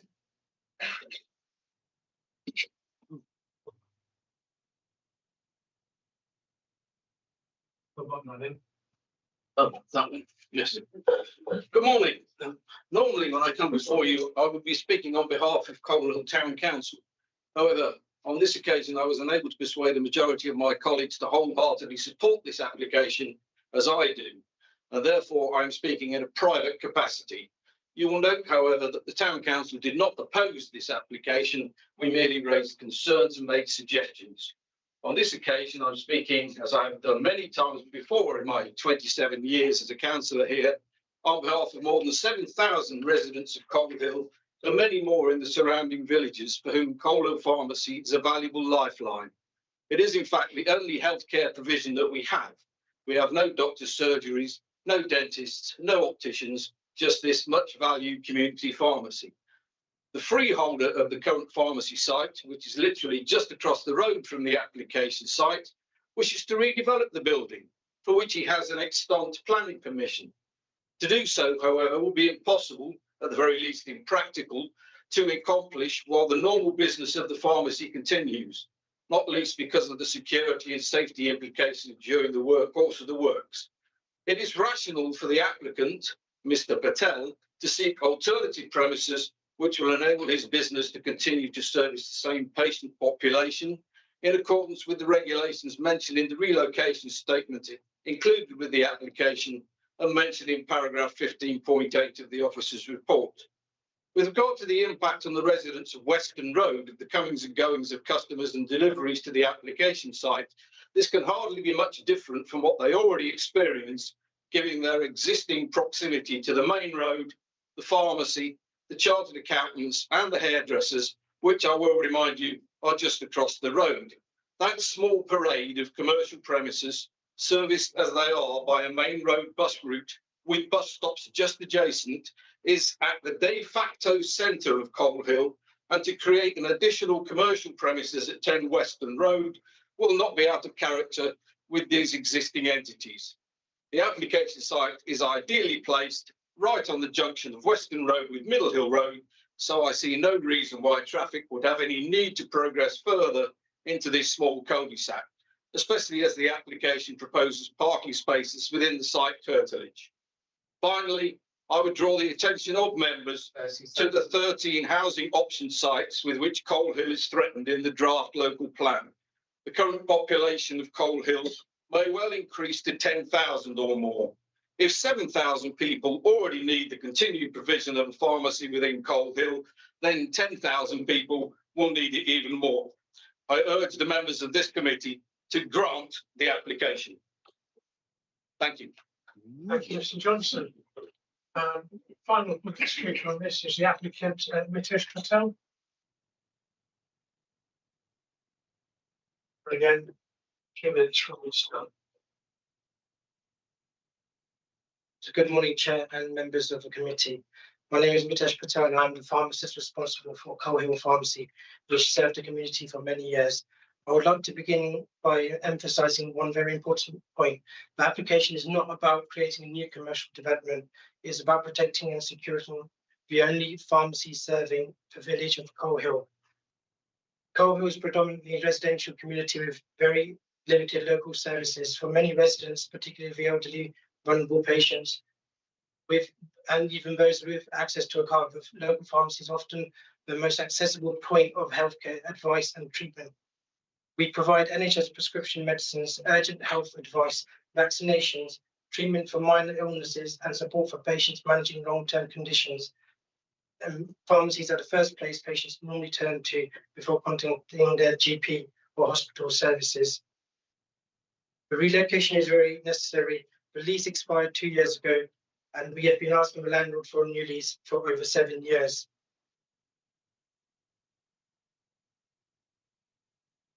The pharmacy is in a difficult position, and it's simply not responsible to invest in significant funds in upgrading the current site, which is not fit for purpose. This is the only realistic and sustainable solution. There is significant support from local residents for keeping a pharmacy in Coal Hill, and many have signed a petition supporting the relocation. Even among residents who may have concerns about precise location, many have expressed that they still strongly support retaining a pharmacy in the village and recognising important this services to the community. For over 5 years, a respected local resident and retired architect Ian Spears has been actively assisting us in exploring possible sites within the village and where the pharmacy could relocate. During the time, a number of potential locations were considered, but unfortunately none proved viable due to availability, planning constraints, and sustainability for healthcare use. The proposed location is approximately 50 metres away from where we are now.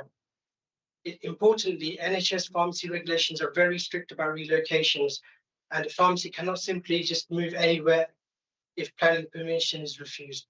The NHS relocation approval process requires that new premises remain within the same locality and accessible to the same patient population.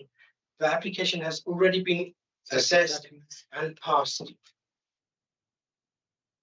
This application is a practical and careful consideration solution that keeps the pharmacy within the same neighbourhood, protects access to NHS services, and improves facilities for patients. I fully appreciate that planning policies must be applied carefully, but I respectfully ask the committee to recognise special circumstances here. The absence of alternative sites and significant community benefit of securing the village's own pharmacy. Approving this application will allow us to continue serving the residents of Coal Hill and investing in local healthcare. Thank you very much, Mr. Patel. Emma, you should respond to any of those. So there was a request for a further reason for refusal regarding highways and car parking constraints on the site. As I explained in my presentation, there has been no objection from the Highways Authority to this application. They consider that the parking is satisfactory and meets with their guidelines, and they also appreciate that facilities like this don't necessarily always have significant levels of parking with them, so the parking that is proposed is adequate in that regard. That was great. And there's also in terms of parking, people who are parking on the public highway must abide by the highway code. It provides clear rules that motorists should follow, and then dangerous or inappropriate parking could be a matter for enforcement. And it is reasonable to expect drivers to park and drive with due care and attention.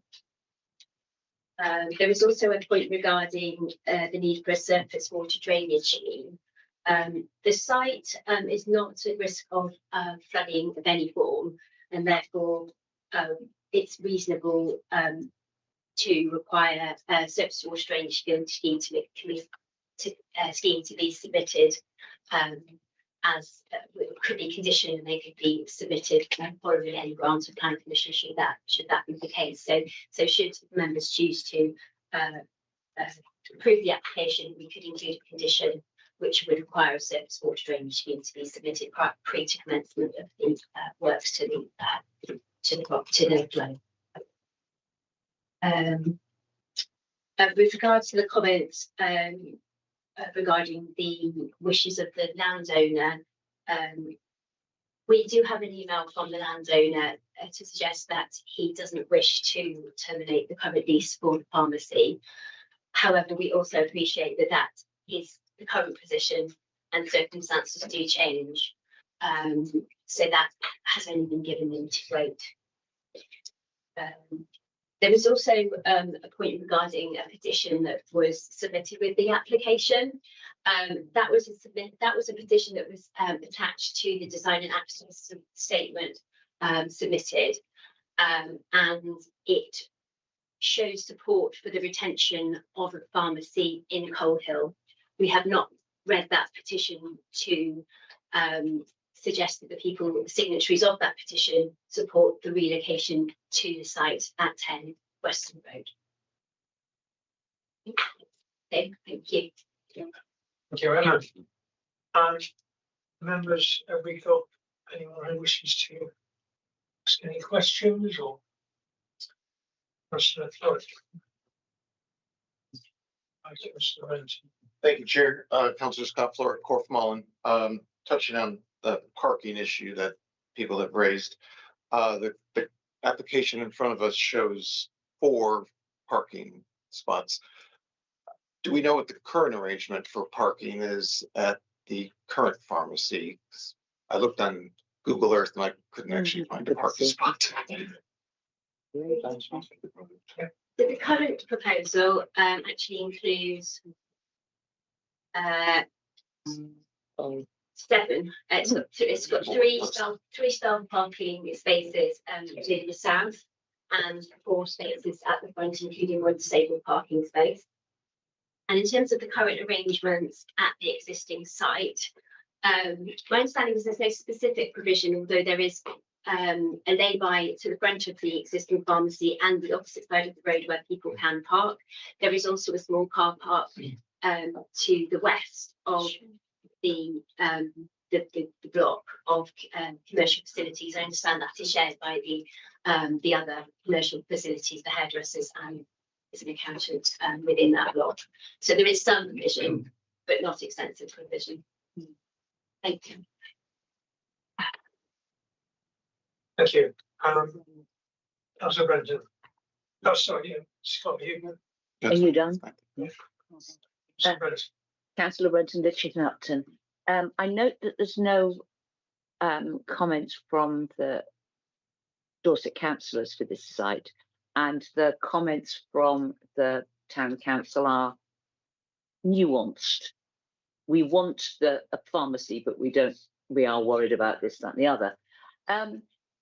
On the plan of the proposed pharmacy, all the windows face Western Road, from reading it. I just wonder if the issue is as much disturbance from things like light and signage and that sort of stuff than it's actually there. If those lights and the windows faced Middle Hill Road, probably it would be less intrusive. Can we put any conditions on, if we were minded to go with it, can we put any conditions on about times that the lights are on, size of signs, or no neon or something like that? Can we tweak it so that it doesn't give visual distraction to the people who live in Western Road, particularly the property opposite across the other side of Western Road? Can we tweak that? Has that been a discussion? Because I mean, I go to a pharmacy where there is no parking. In fact, we all just stop on the yellow lines.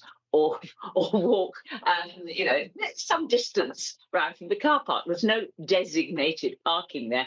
And I wouldn't be at all surprised to find an awful lot of pharmacies and chemists, particularly in town centres, do not have dedicated parking nearby. So I just wonder if we could, if the application could be altered slightly, could we put conditions on to make it more acceptable? I don't think you can get away from the fact that it is a narrow road, but it is on the corner. So people could park in the lay-by in front of the existing pharmacy, because there's 2 or 3 things there, and walk around the corner the other way. Just could this application be deferred and asked to just slightly, or put conditions on it? Thank you. Emma. Yes, in terms of hours of operation and lighting, we could certainly include conditions that restrict the opening hours. The application form included the proposed opening hours, which were, I think, from memory, 9 a.m. till 6 p.m. Monday to Friday, and 9 p.m. and 1 p.m. on Saturdays. So essentially, the lighting could be off sort of certainly on the weekends and once the staff have left, I guess. And the parking. We actually have a highways officer in team, so if you wanted to, she could come and she could address the points on parking and highways. Would that help? I think it would. Sorry, she's only available by a message. I'm sorry. Sorry. Sorry, didn't read your message. Sorry. If there are specific questions, but I think in terms of the parking, as I've said before, I think the provision of parking is acceptable. And in addition to the designated parking on the site, there is also parking that users currently use on Middle Hill Road that could be used, because obviously that is within 30 to 50 metres of the site itself. So that would also probably continue to be used by users of the community. Thank you. Thank you. So, I'm content. I would like other people to. I don't know Coal Hill well, so I can't have much of an input. Thank you very much. okay, Councillor Surreyhouse, Councillor Coote. Thank you, Councillor Surreyhouse, also of Porthmullen. There's quite a lot to unpack in this modest application, but there's quite a lot of aspects to it. So I just wanted to I think, state the blind and the obvious, but to just get clarity from the officer. We hear a lot about the narrowness of Weston. I do know the area very well, and that is the case. But we also hear that despite the narrowness and the concerns of residents that live in that road, that some choose to park on the road, presumably making it that much narrower. So would it not be a case for the Coal Hill Town Council that, should they wish for time limited restricted parking, such as a single yellow line, that's something that residents could request of the Town Council?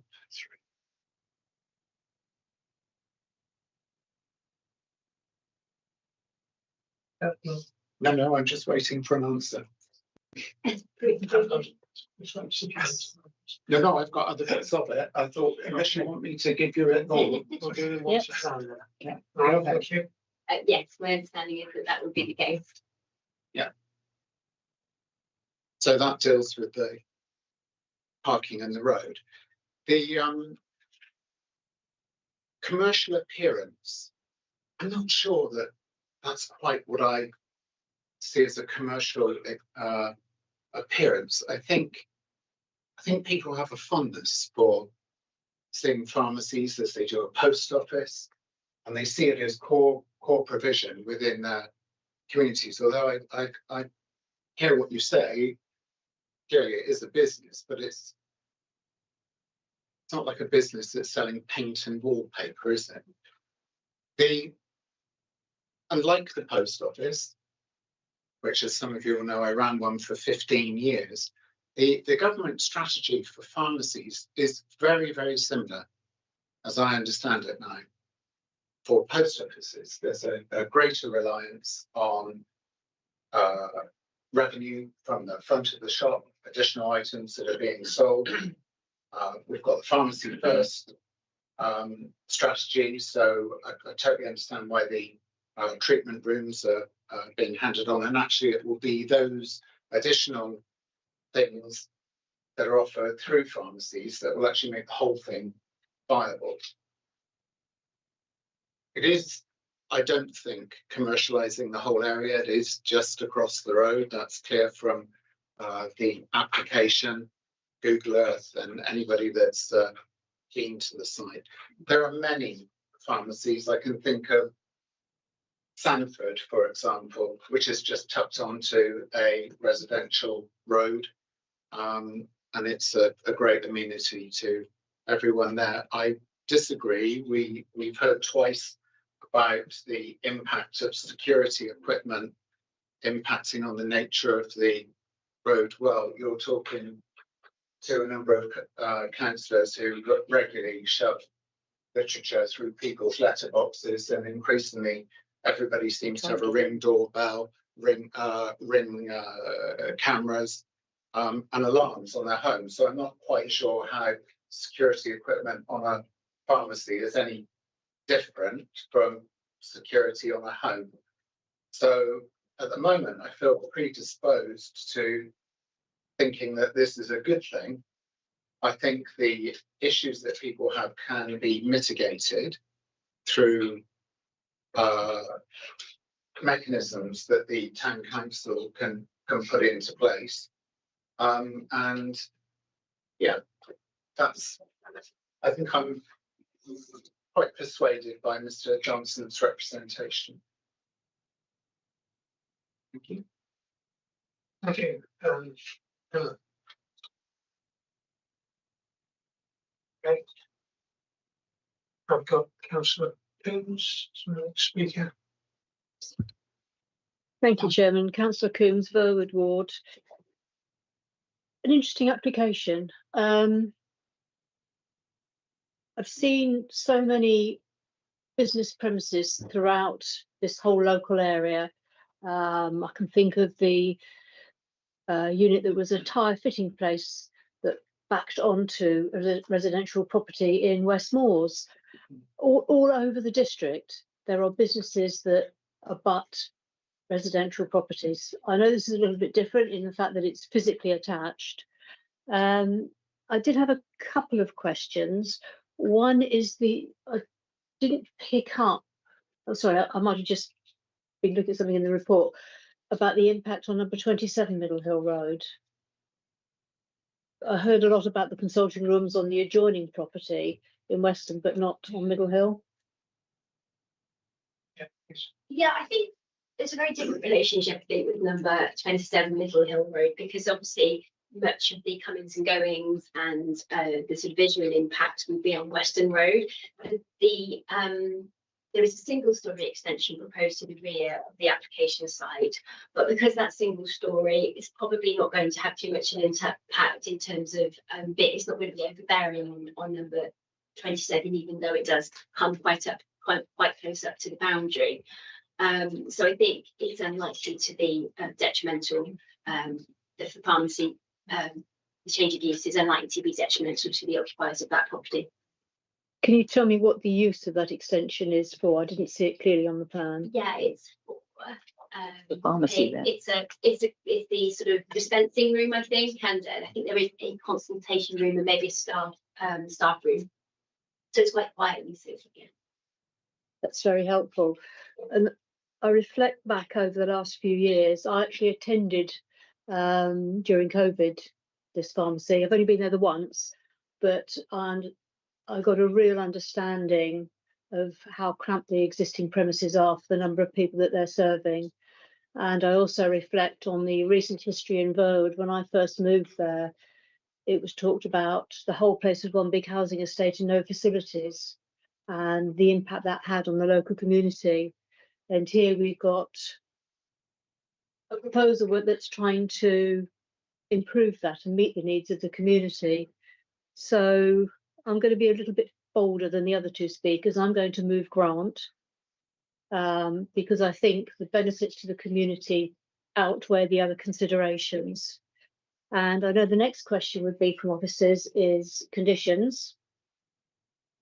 So submitted plans, development starting within 3 years, conditions on the surface water drainage, pre-commencement, turning, manoeuvring and parking as per plan S186-P-04 in advance. And then additional conditions on the hours of operation and deliveries, conditions on signage and exterior lighting, Class E restriction, also provisions of the ecological impact assessment, SIL, tree and landscaping conditions. And I think that covers just about everything. No black boxes. The details of which obviously would need to be delegated to officers. And I hope I have a seconder. Thank you, Terry. So clarity, you're proposing to grant with a number of conditions that you've identified, including, as we talked about earlier, such as signage, hours of operation and lighting.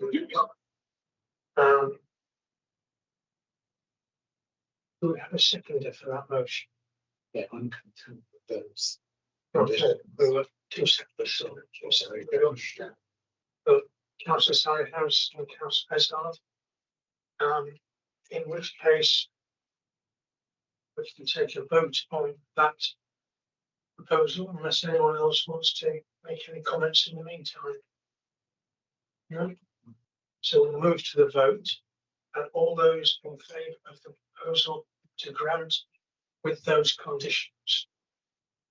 1, 2, 3, 4, 5. All those against? None against. Abstentions? 1, 2, 3 abstentions. So that makes it that proposal has been carried. So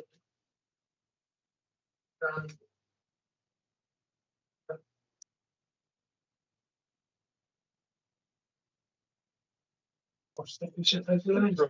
It's people 2025 6295 has been granted. Yeah,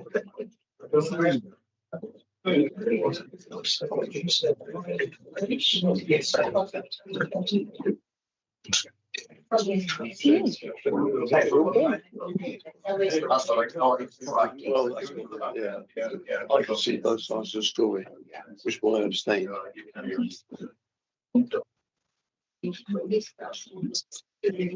Yeah. Piece of experience that's obviously coming out of a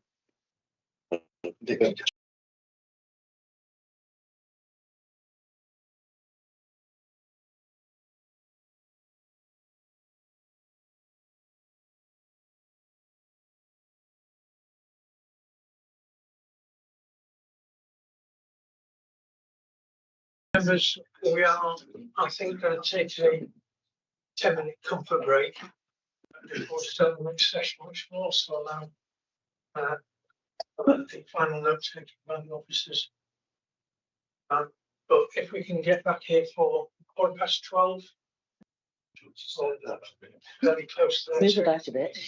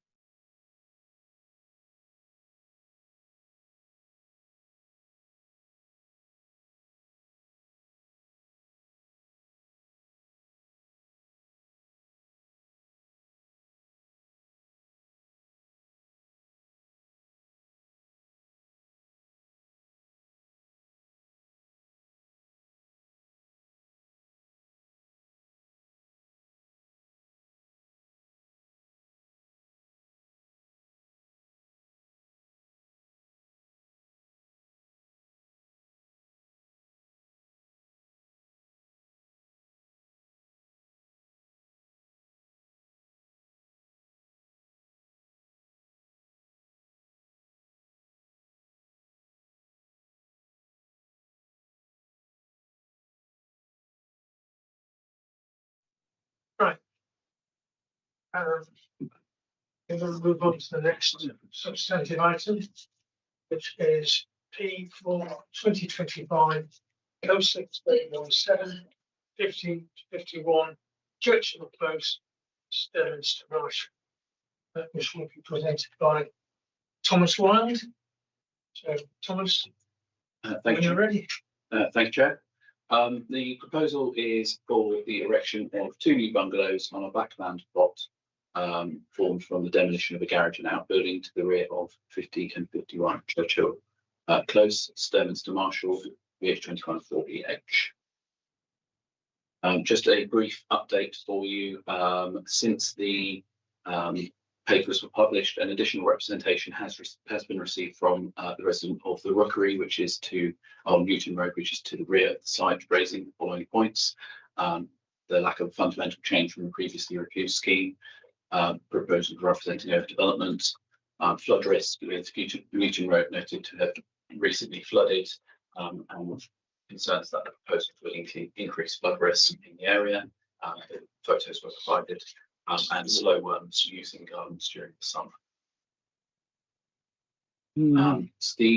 This slide shows the site context, with the site quite small, unfortunately outlined in red, in the context of Stirling's Marshall, with Wimborne Minster to the east and Cornwall to the southeast.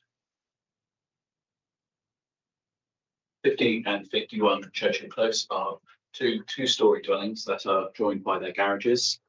They form part of the established line of properties comprising short terraces attached to the single-storey garages that encircle the recreation area. The neighbourhood plan recognises the distinctive character of the area, and policy SMNP 9 expects development to follow key design principles, which in this area relate to the building line and height of properties. This slide shows a street scene of the properties from the recreation ground. The garage number 51 is, which is to be removed to facilitate the access, is highlighted. The garage and outbuilding proposed demolition are shown with purple dashed lines on the plan, proposals plan on the screen. The new access will run between number 51 and the garage at number 50, which is retained. There's a bin collection point to the south, to the north of the access road, and a replacement parking for number 51 in its front garden. Proposal is for two bedroom bungalows, which are only glimpsed through the new access gap. The neighbourhood plan sets out the key design principles for the area, requiring that the development should respect the unique character of the planned 1950s estate, including the characteristic building line, height, rhythm, materials, and the use of communal green spaces. Proposal for single-storey development set back in is for single-storey development set back in the plots and can be achieved without harm to the estate's character in accordance with policy SMNP 10. There are other bungalows on Churchill Close, so the scale and form does not depart from the variety found in the area as required by policy SMNP 11. This slide shows Unit 1. The design of the units is traditional, with bay window and porch detailing. Brick and clay effect tiles are proposed, with details to be secured by condition. And the proposal takes a fabric first approach to sustainability. Its potential to install an air source heat pump although this is not included as part of the application, so would need to comply with the relevant permitted development rights for SLC pumps in the future. And this slide shows Unit 2. As you can see, the units are nearly identical with some slight differences. Both place the kitchen towards the rear of the property, with the living space at the front, the main bedroom at the rear, and the second bedroom at the front. This slide shows an aerial photo where the layout of the recreation ground is evident, with the site outlined in red. On the opposite side of the site of the recreation ground, a previous refusal of permission for 2-storey properties behind properties to the southeast of Churchill Close was overturned at appeal in 2021, with details shown on the screen. In that case, the inspector considered that although the plots created would be smaller than some in the area, they would provide adequate sized gardens and parking provision, so would not be cramped. He also noted that some variety in this part of the village, so also considered that the alternative design layout would be appropriate and suitably attractive. It is recognised that the decision was made prior to the adoption of the neighbourhood plan, but officers are not identified any policies within that document that we consider would materially change the appeal outcome.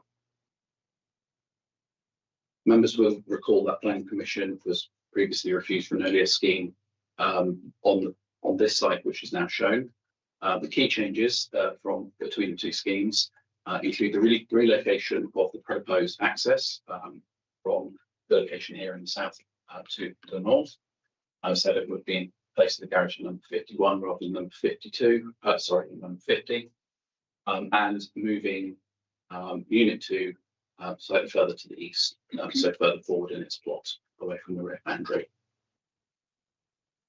It's also worth noting that since the decision on the previous refusal of planning consent on site, the planning permission has been granted to extend number 51 to create a second dwelling through the demolition of its garage. The consented scheme at 51 Churchill Road, as shown, could not be implemented if the scheme before you today was granted planning permission or was developed rather, as the access passes through the siting of the proposed of the consented dwelling. This slide shows the proposed site plan superimposed on the ordnance survey base mapping to illustrate the relationships and neighbours. I'll just mention that it's not possible to map these 100% precisely, so it is put illustratively. Concerns have been raised about the impact of the development on neighbouring amenity, but the properties are single story, as we've seen, and have fully hipped roofs, so it's not anticipated that there would be harm from overlooking or overbearing as a result of the addition of the 2 new dwellings. A condition is proposed to restrict permitted development rights for roof alterations to ensure that situation would persist. Appropriate separation distances are achieved with the first floor windows on the rear of the properties on Churchill Close. The increased residential density may be associated with increased noise, but gardens backing onto each other is not uncharacteristic in the settlement, and fencing will provide some screening from the vehicle movements for the 2 properties are not identified to result in a demonstrable harm to amenity.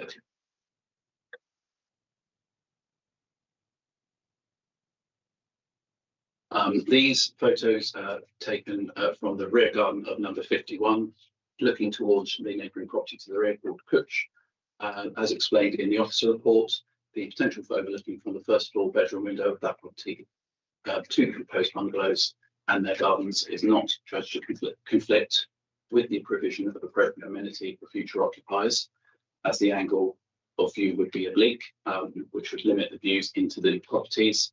It's also worth noting that first floor windows visible in the photos are obscure glazed as well. Each new dwelling would be served by a cycle store, which is the locations still being indicated. The creation of new off-street parking for number 51 would result in the loss of some on-street parking space. This is considered to be significant.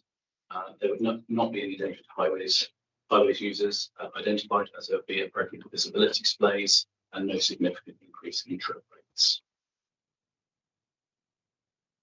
Concerns have been raised in respect of the flood risk.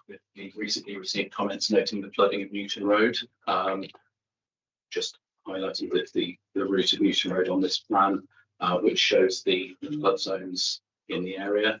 Newton Road falls within flood zone 3, is at risk of flooding. There is no identified risk of flooding to the site itself from rivers or surface water, and site-specific borehole testing has established that groundwater levels do not represent a flooding threat. The condition will secure compliance with the proposed drainage strategy, which is proposed to incorporate soakaway chamber and permeable paving, and which the Council's flood risk management team consider to be satisfactory. Therefore, the development is considered to be acceptable and as to comply with the development plan as a whole. Due to the Council's lack of 5-year housing land supply, the assumption is based on sustainable development in the tilted balance set out in paragraph 11D of the National Planning Policy Framework applies.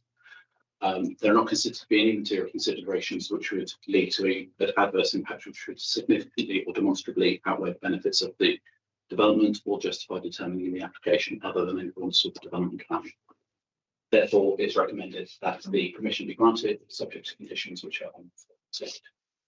We have the condition headings for the conditions with the full text quoted in document. Thank you, Thomas. Right, we've got some public speakers on this. My first public speaker is Tim Weaver. Again, as Tim, we've got 3 minutes for you to start speaking. Use the right hand up on the microphone. Right hand up. Okay.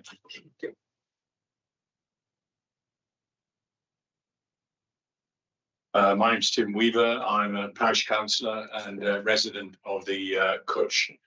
I'd like to voice my objection to this application on the following grounds. The application bears a little or no difference to the previous one, 0028, which was refused last year, and the grounds for refusal are still very much valid. In the case of the flood risk argument, this is even more pertinent given the extensive flooding in the village, particularly to this area and to Newton Road. I would also like to comment, I'm sorry, on the personal statement that was submitted by the applicant, which raised a number of points which I don't really agree with. I find it very disingenuous. I'm sorry. The suggestion of building our house, the Cutch has had more of an impact on its surroundings than this proposed back garden development is not correct. Our house was built on 1/4 of an acre, and where the modest bungalow has been turned into garden. Furthermore, we do not have shutters on our facing windows. I wanted to refer back also to the comments documented by one of your own planning case officers, Emma MacDonald, following a visit to the site and in response to the suggestion of building in the back garden are still very much relevant. They are, quote, officers would be particularly concerned about overlooking and overshadowing of the Cutch, which lies very close to the rear boundary of 51 Churchill Close. The development of a new dwelling to the rear of Churchill Close required separation distances are unlikely to be achievable. And finally, groundwater flooding will also be a significant restraint to development of new residential dwelling in the rear garden. I also find that the number of reasons cited again in the personal statement was this project was being put forward for the sake of the family and the attachment to the village. And in particular, the response to the flood risk argument was, I will be living next door, so limiting any and all risks of flooding is greatly within my interest. I can contradict this because when the first application was put in, we received a text from the applicant saying that the motivation was to use the profit, sell up and buy a larger house for his family. Thank you very much for listening. Thank you, Mr. Weaver. Next speaker is Sue Eaton.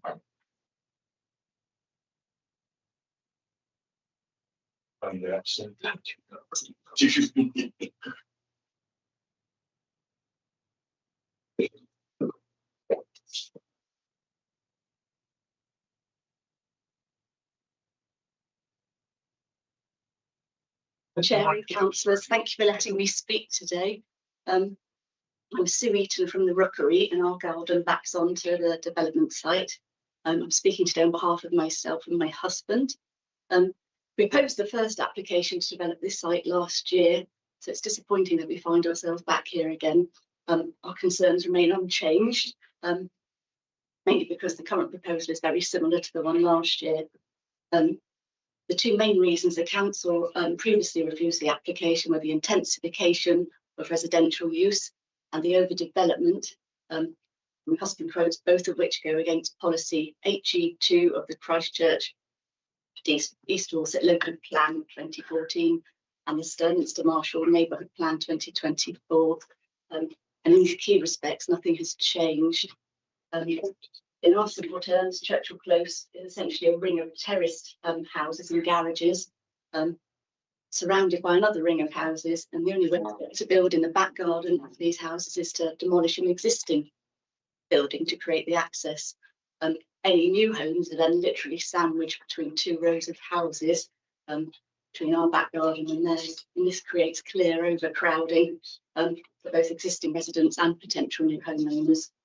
There's already a 10-year council plan proposing between 400 and 1,800 houses around Stirlingster Marshall.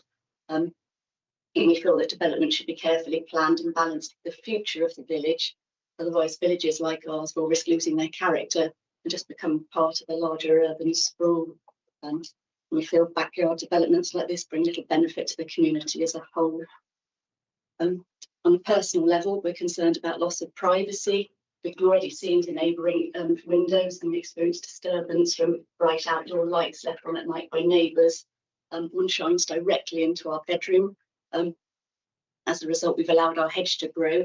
The hedge is referred to in Mr MacDonald's statement, and we've allowed it to grow taller to help reduce the problem of lighting. Flood risk is another serious concern, and this objection is being made as the flood waters are just subsiding from the village. The village was severely affected, and the waters took over a month to subside from our side of the village on Newton Road and King Street. Many residents were forced out of their homes, and then Newton Road, it's been inaccessible to cars and buses for weeks. In addition, so I'll sum up, we've got an issue with slow worms for 16 years. We've had this lovely family of slow worms that visit the garden. They've got a lifespan of 20 to 30 years. They're a protected species under the Wildlife and Countryside Act 1981, and any development in neighbouring gardens will put their habitat at risk. For these reasons, we strongly oppose the planning application and would be grateful for your consideration on it. Thank you very much.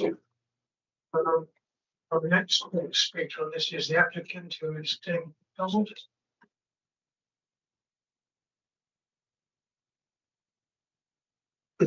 Use the right hand button to turn the microphone on, then you have 3 minutes. You'll get a 30-second warning. Hello, my name's David. I'm the applicant. I live at Churchill Close, and I would also be the builder building bungalows. The planning officer has told you that we've satisfied all practical requirements for the build. It has plenty of parking. Its proximity to neighbours is acceptable. We just had the wettest January and February on record, and our gardens didn't flood. There has also been an equivalent scheme approved for a single bungalow in one plot at the other side of the green. I'm here to tell you a more personal side. I've lived in the village for over 10 years, and my wife's lived here for 25. She's here supporting me today. We've got 4 children. All have gone to the local Stirlingster Marshall First School, and my son was actually born in 50 Churchill Close. We love the village and we want what's best for it. The houses in Churchill Close have massive gardens, the ends of which we don't really use. It's just a pain to mow, to be honest. So we looked at the community plan, and it cries out for 2-bedroom properties. New build 2-bedroom bungalows are incredibly rare and would be of real benefit to the community. We've taken care and effort to design them. We'll incorporate modern technologies. They'll be eco-friendly, highly energy efficient, super insulated, durable starter homes, or for people looking to downsize, like my wife's parents. They'll also be good for people with additional needs. Our neighbours have objected, and the Kutch was a modest bungalow on Newton Road. It's now a huge 2-storey detached house that happened during our time at 50 Churchill Close, and we didn't object. The rookery has a 6-foot fence and then an additional 6-foot hedgerow above that, making a 12-foot screen from what would be some low-level, low-impact bungalows. We've not only referred to the neighbourhood plan, which asks for 2-bedroom properties, but also the council's own design principles to design respectful buildings that reduce the impact for the neighbours. And on the subject of reducing impact, I'll be the builder, so maintaining good relationships with all of my neighbours is hugely important, and I will have strict parking rules. There's tons of parking on the outskirts of the close where the apple trees are. I'll ensure that the parking amenity on the road for residents is not used by builders. I can control noisier times of working and implement dust reduction measures. 30 seconds. I'll keep deliveries to times not too early and not rush hour. Everyone will know it's me building these bungalows, so I'll be available from home, which is next door, day and night, to reduce any friction for residents. Everybody already has my phone number. I really do believe these bungalows could be a great addition to our community, so I ask you to please support my application. Thank you. Very much. Mr. McDonald. One public speaker on this is Parish Council Representative, Councillor Helen Fuchs.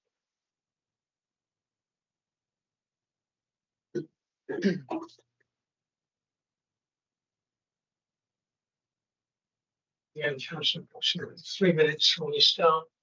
Use the right hand up to the microphone. Good morning, everybody. I'm Helen Fuchs. I'm Parish Councillor for Sturminster Marshall. The Parish Council wish to object to the application at 5051 Churchill Close for the following reasons. The proposed development is adjacent to Newton Road, which has been subject to significant groundwater flooding this winter.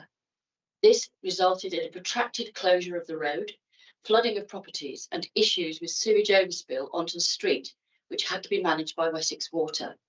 The X8 and school bus routes had to be diverted for over a week until the road was safe to use again. Newton Road would be a point of access to the proposed properties if the development was to go ahead.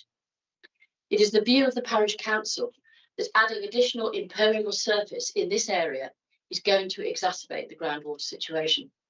Groundwater flooding is likely to become more of a problem in future years as climate change indicates we will have to deal with higher rainfall totals. The groundwater emerges as springs in fields, gardens and under people's houses.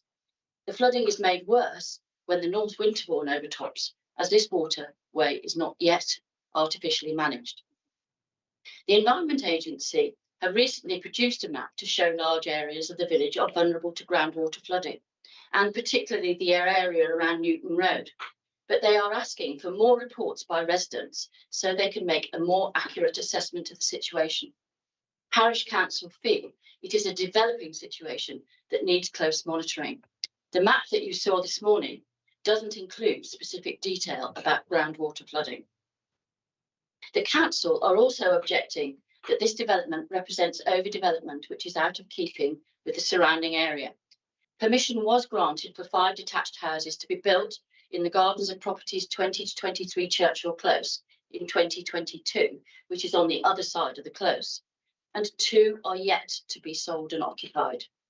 The development at 5051 Churchill Close is out of keeping with the surrounding area, where the properties are mainly semi-detached and terraced, with a characteristic style that reflects the early 20th century history of the village. Even though this new application has slightly moved the position of the 2 bungalows, they would still impact the amenity of adjacent homes.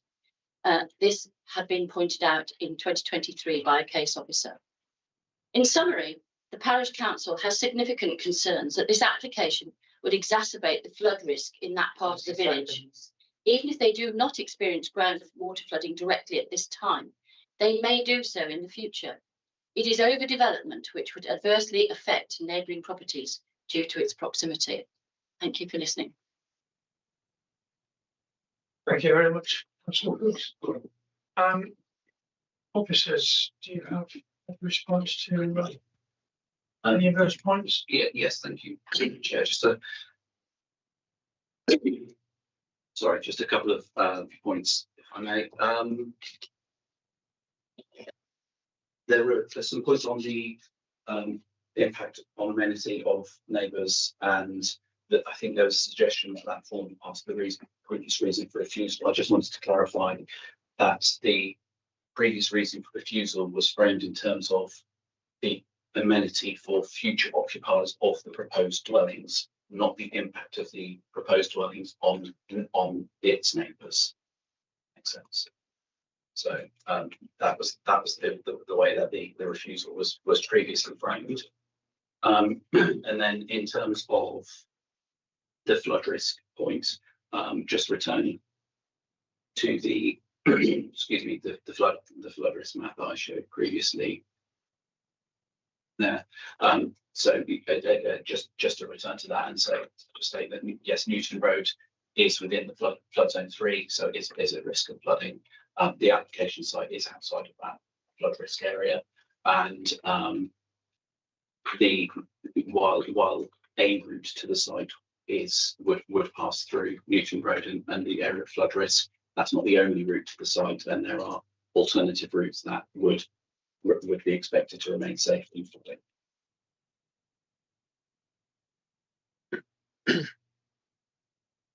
Thank you. I've got one contribution coming from Councillor Flower. Thank you very much, Chairman. Councillor Flower, Verwood Ward. Notwithstanding the reasons for refusal last time and the positive recommendation this time, is our decision making constrained and overshadowed by the lack of a 5-year land supply? The lack of 5-year housing land supply is material to the recommendation and the decision. Ultimately, that does mean that the tilt to balance in paragraph 11D is engaged, and that means the default should be to grant planning permission unless. Thank you, Joe. I got the answer I expected to get. I'll move the recommendation as set out in the report. Okay, thank you. Before we, anyone else want to speak or to second that? Can I speak first? Please. Okay, I'm slightly confused about, should we say, not the purpose, but the ownership. This business of 50 and 51, the applicant says he lives in number 50, but it would mean taking out 51's garage. So is he in control of the property, or is there a sort of an agreement? I suppose you probably say it's irrelevant, but to me it isn't. I'm thinking, how feasible is this? I do know Mr. Marshall fairly well, and there are other ways into Churchill Close. Newton Road has always been an issue. You know, a friend of mine killed a car down there the other week by driving through a puddle. We've got a condition, I assume, that this one cannot build into the roof space of this, so they cannot become taller. Is that a planning condition, or is that something else? That's just a vague question. What was the roof height? And I think that's built into the fact that, you know, from the pictures or from the plan we've seen, it's not going to be overwhelming. And there is a need for small, should we say, you can't ever say cheap, but less expensive bungalows for people to downsize to or start from. And the fact that these ones are supposedly going to be built with quite a few eco measures is a good point, because some of the small bungalows that I know of are old-fashioned, not insulated. So I think it would be an advantage to the village to have some small, useful, relatively affordable 2-bedroom bungalows. The question is, of course, Are they actually disabled accessible? Could one actually get a wheelchair in there? I hope that if the builder is listening, that will be part of the deal. So it's a question of, is it a subsidiary property in any way, like a granny flat, or are we talking about independent buildings? That's just a question.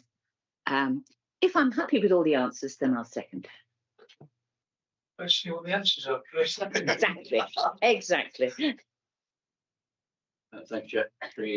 So in respect of the response to the roof space, that is a removal of permitted development rights by condition. Right. So normally there would be permitted development rights for door windows. That okay. Sort of thing. The roof height, just around about 5 meters to the ridge. So yeah, it's not an excessive. It's to be excessive in terms of the roof height, and 2.5 to the eaves. Accessibility. Just taking a measurement. If you, yeah. So,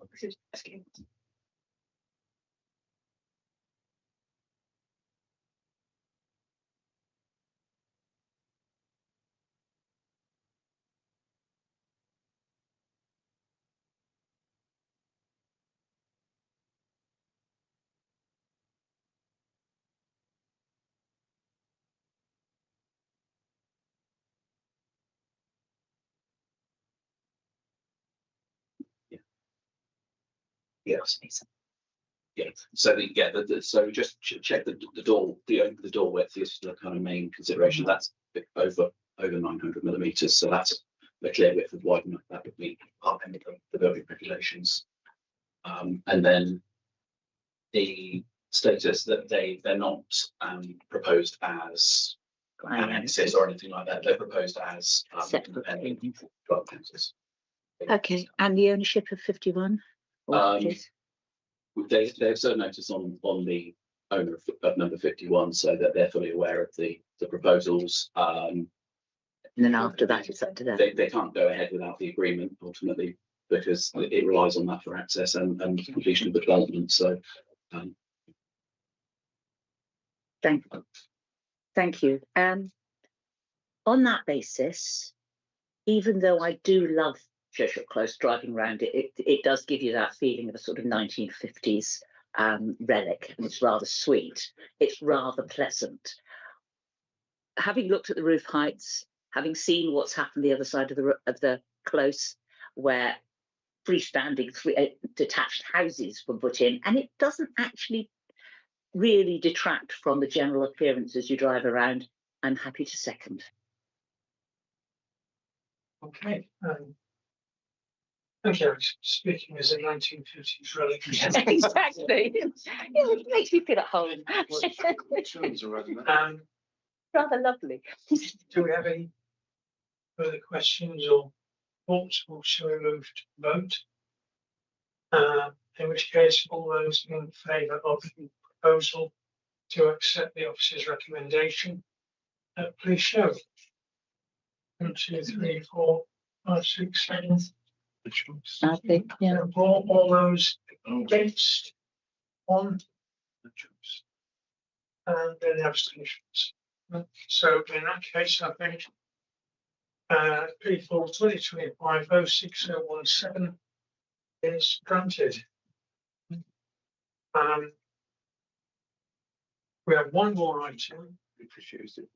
It's almost 1 o'clock.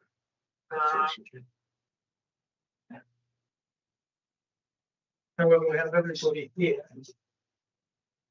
and it might be worth just going through with this final item rather than break for lunch and push it all back 3/4 of an hour. Does anybody have any problem with that? No? Officers? No, that's fine.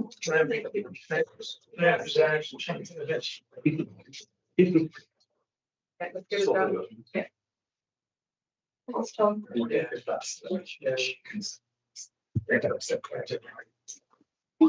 so this will then take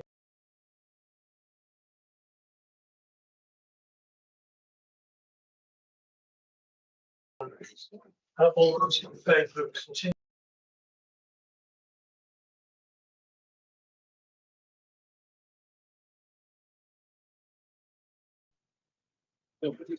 So, Leanne. Just need a moment to get myself organised. Okay. I was assisting Tom, so. Okay, well.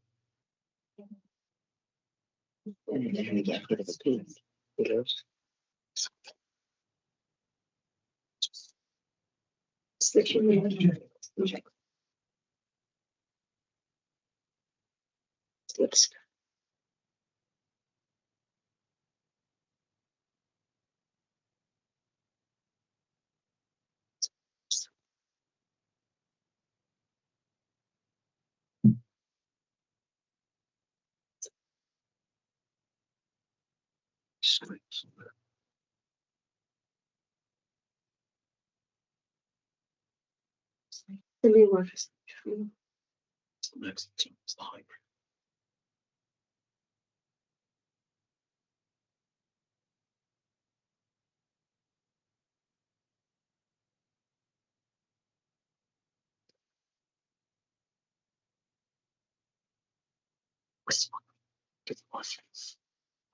What did I do that for?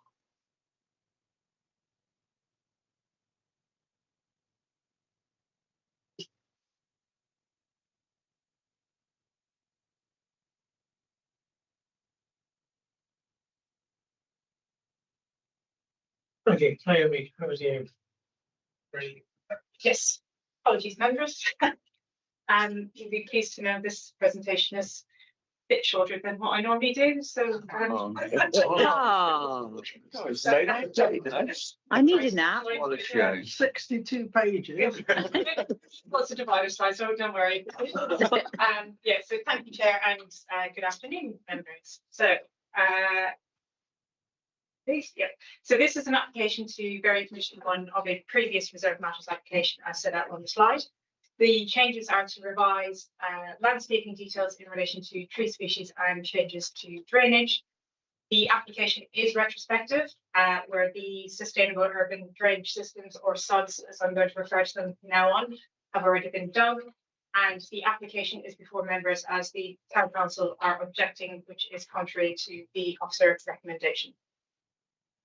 By way of update, in terms of the update, the officers need to amend the recommendation to what is set out on the screen as the current condition A requiring the landscape ecological management plan, or LEM, as I'll refer to it from now on, in the officer report is difficult to enforce given the application is retrospective. Therefore, the recommendation is to grant subject to an approved LEM or to refuse if this is not received. Condition 8 would then become a compliance condition for the approved LEM. And I should also note there was an error in the officer report. The SUDS measurement to the west, which you'll see shortly, is actually 130 square metres and not 400 square metres. Oh. And this slide shows the indicative location in the of the site within the Eastern Committee area. And this slide shows the application site in relation to Lye Road, which is to the east of Wimborne and in close proximity to Coal Hill. Here, I believe members are familiar with the site. You've been on site visits to phase 1, and this image shows the entrance area where one of the new SUDs is located. And this image shows the western open space and the proposed SUDs currently under construction. The application site itself, this slide shows the phase 1 of the Barrett's development. The area where the proposed SUDs are located are indicated by the blue circles, and the trees to be amended are highlighted by the stars. Context, this is the slide shows phase 2 of the development, which is to the south and is approved under a separate application and is currently under construction. And the proposed SUDs to the west is roughly located as identified by the blue circle on the slide.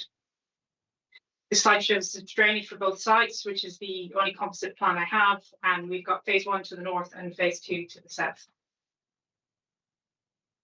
In terms of the site history, the site forms part of the policy WMC8 set out in the slide and has a long history with several planning applications. The following slides identifies the key applications related to this variation of condition application. This is policy WMC 8 and the plan for that, which was for the new neighbourhood and sports facilities across the Bly Road area. And this is the outline application as approved in 2018, and this slide shows the parameter plan and what was approved under the application. The Reserve Matters application was approved in 2019, and this slide shows the approved layout. And the Reserve Matters application was amended in 2022, where an uplift of 18 dwellings was achieved on part of the site of the part of phase 1 development as shown on this slide.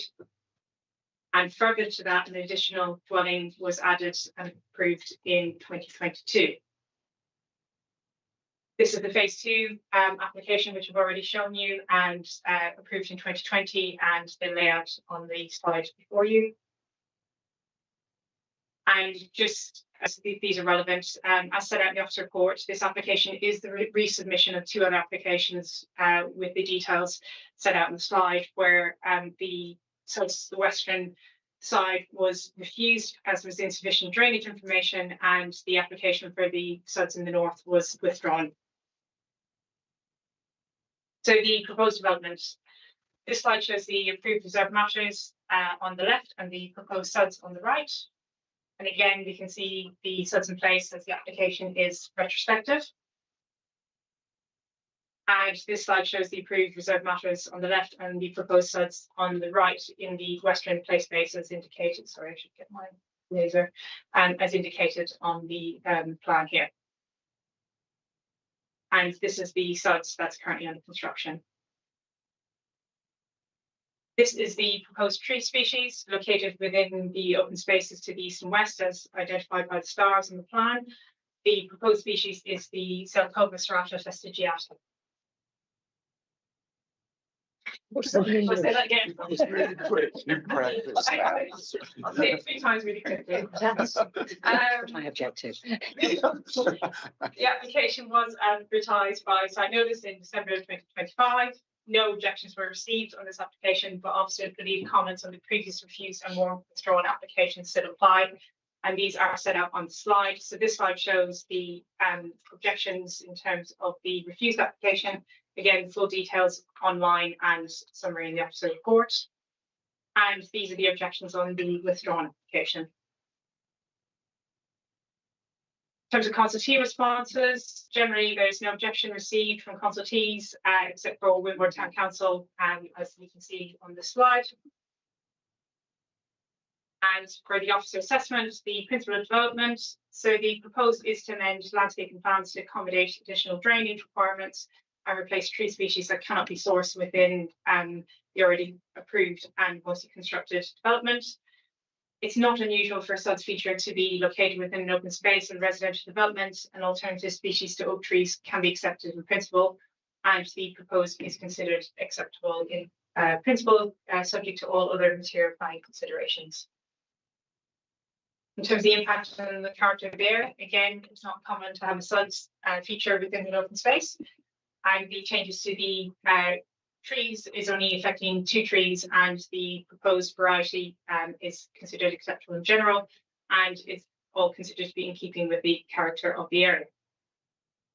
In terms of impact on amenity, the SUDS feature will not harm neighbouring amenity, and again, commonly placed in open spaces. Concerns have been raised by the loss of amenity space. However, SUDS remain as undeveloped green space, and they do provide visual amenity and variety in an open space. The total SUDS footprint is approximately 470 square metres, so that's 0.047 hectares, and still leaving substantial open space in the area of phase 1 for neighbours, as we can see on this slide. So phase 1 still provides 2.4 hectares of open space approximately, and that's excluding the proposed SUDs. If we look at calculations recommended in policy HE4, there's it would require approximately 2.6 hectares, so it's not far off the recommended open space. I should also note that the site also benefits from access to the adjacent phase 2 open spaces. So again, the proposed SUDs is here. This is phase 2, which actually has approved SUDs located within the open space. And overall, the development was still considered to offer sufficient outdoor space or open space for its residents. In terms of open space in the wider area, there's also a sign associated with the development located to the south. These stars identify the additional sods, and the sign is accessed directly from the residential development. And also directly adjacent to the sods in the west, we have the play space and the allotments, public rights of ways, and then also to the north of Bly Road, we have Bly Common and the by the way open space as well. In terms of impact on trees, the tree officer hasn't responded to this specific application, but did make comment on the previously refused application, noting that the Zelkova serrata was a suitable species. However, they didn't want it to be fastigiated. So fastigiated is the branches are more parallel to the trunk. While the tree officer's comments are noted, he did actually request that tree species in a fastigiated variety elsewhere when on this development, when commenting previously. So there's a contradiction in the comments there. And is considered that the proposed tree species would not impact negatively on the character of the area and actually are acceptable in a fastigiated variety. Some concerns were raised about the tree to the north and the sods that have been put in there and the impact on that. This is a tree at the weekend, appears to be perfectly healthy to me. I don't believe there are any issues with the existing tree. And in terms of impact on highways, the proposed results in no change to the approved highway network. There were some comments regarding the loss of parking spaces adjacent to the sods in the northern area. However, parking spaces previously located in this area are not on the proposed approved plans, as we can see here. And under the original reserved matters application, and this should have been open green space and not have had parking space on it. And the parking spaces, as per the proposed with the sods, are in line with what was originally approved. The Dorset Council Highway team did comment on the previously withdrawn application, and they raised an objection to the proposed. In terms of flood risk and drainage, the proposal introduces sods features within the western open space and again in the northern open space. The previous application was refused because insufficient drainage information was provided to assess the impacts on flood risks as set out on the slide. An informative did advise that that refusal could be overcome with the submission of additional drainage details. This slide shows the full drainage plan for phase 1 and phase 2 with the additional sods circled in black, so again to the north, and sorry, this one is circled in orange. Sorry, I changed one and not the other. To note, the variation of the proposed drainage, a variation of the proposed drainage elements was included in engineering drawings in the original reserved matters application.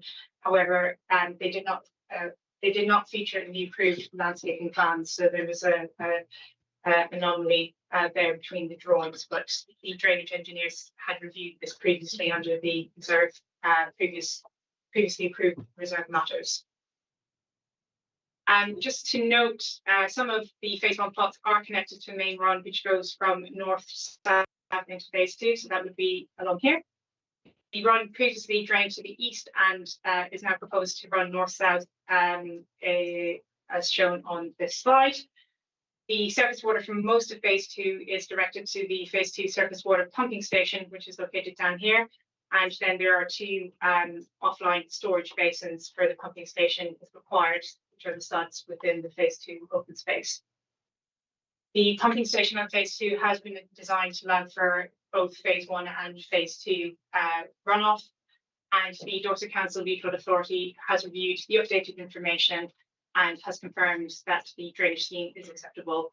And they also don't require any conditions as the infrastructure has already been built. So in terms of conditions, the conditions from the previous reserved matters application are transferred over where applicable. Conditions are also revised in line with the proposed plans, including landscape and drainage information, all of which is set out on this slide.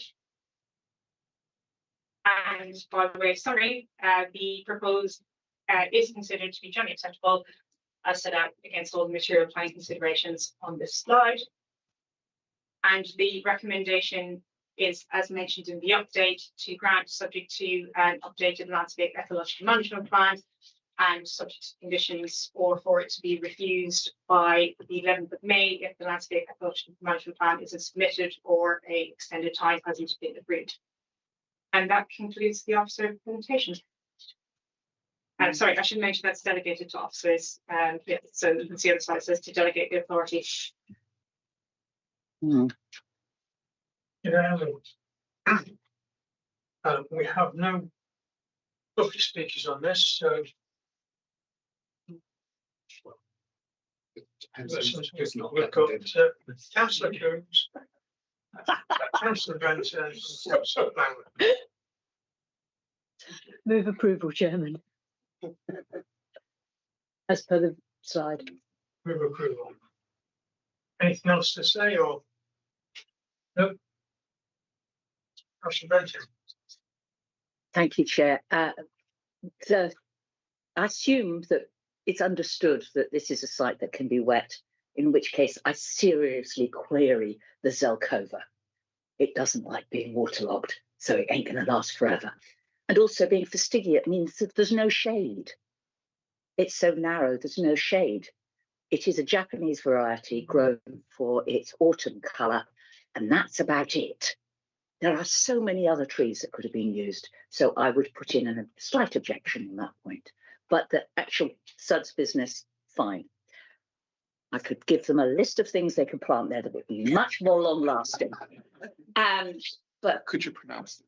I can plant them, yeah, and you could source them, But that's my particular thing. Zelkova's a lovely butt. Thank you.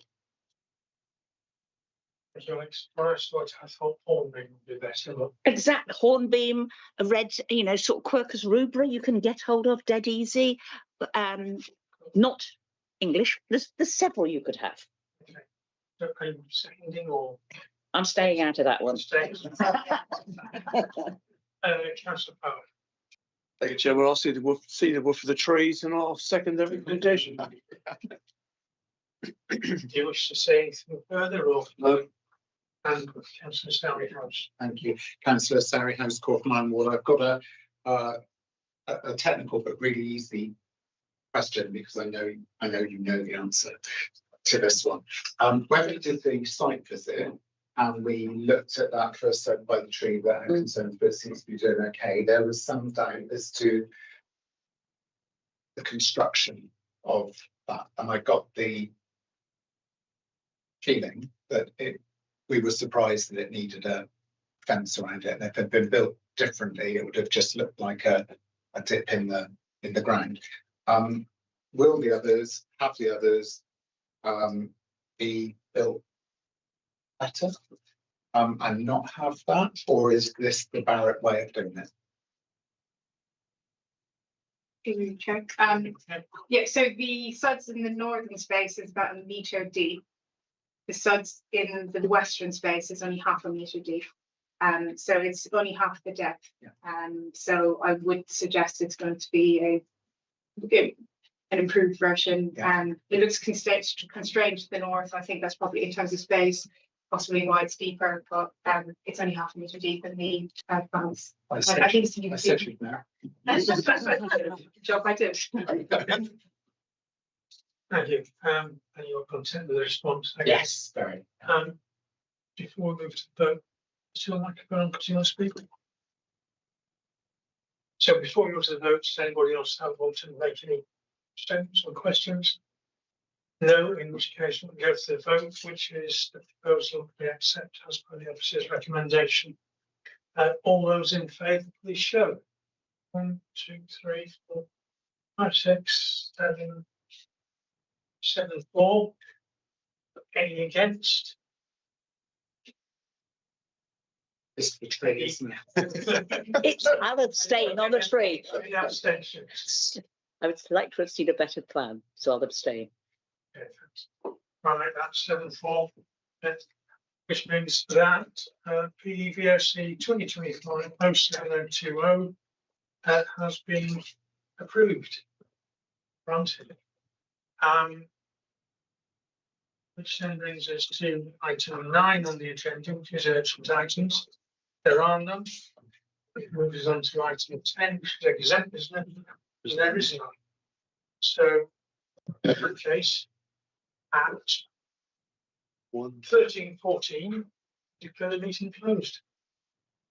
Thank you. Thank you, Chair. Very well.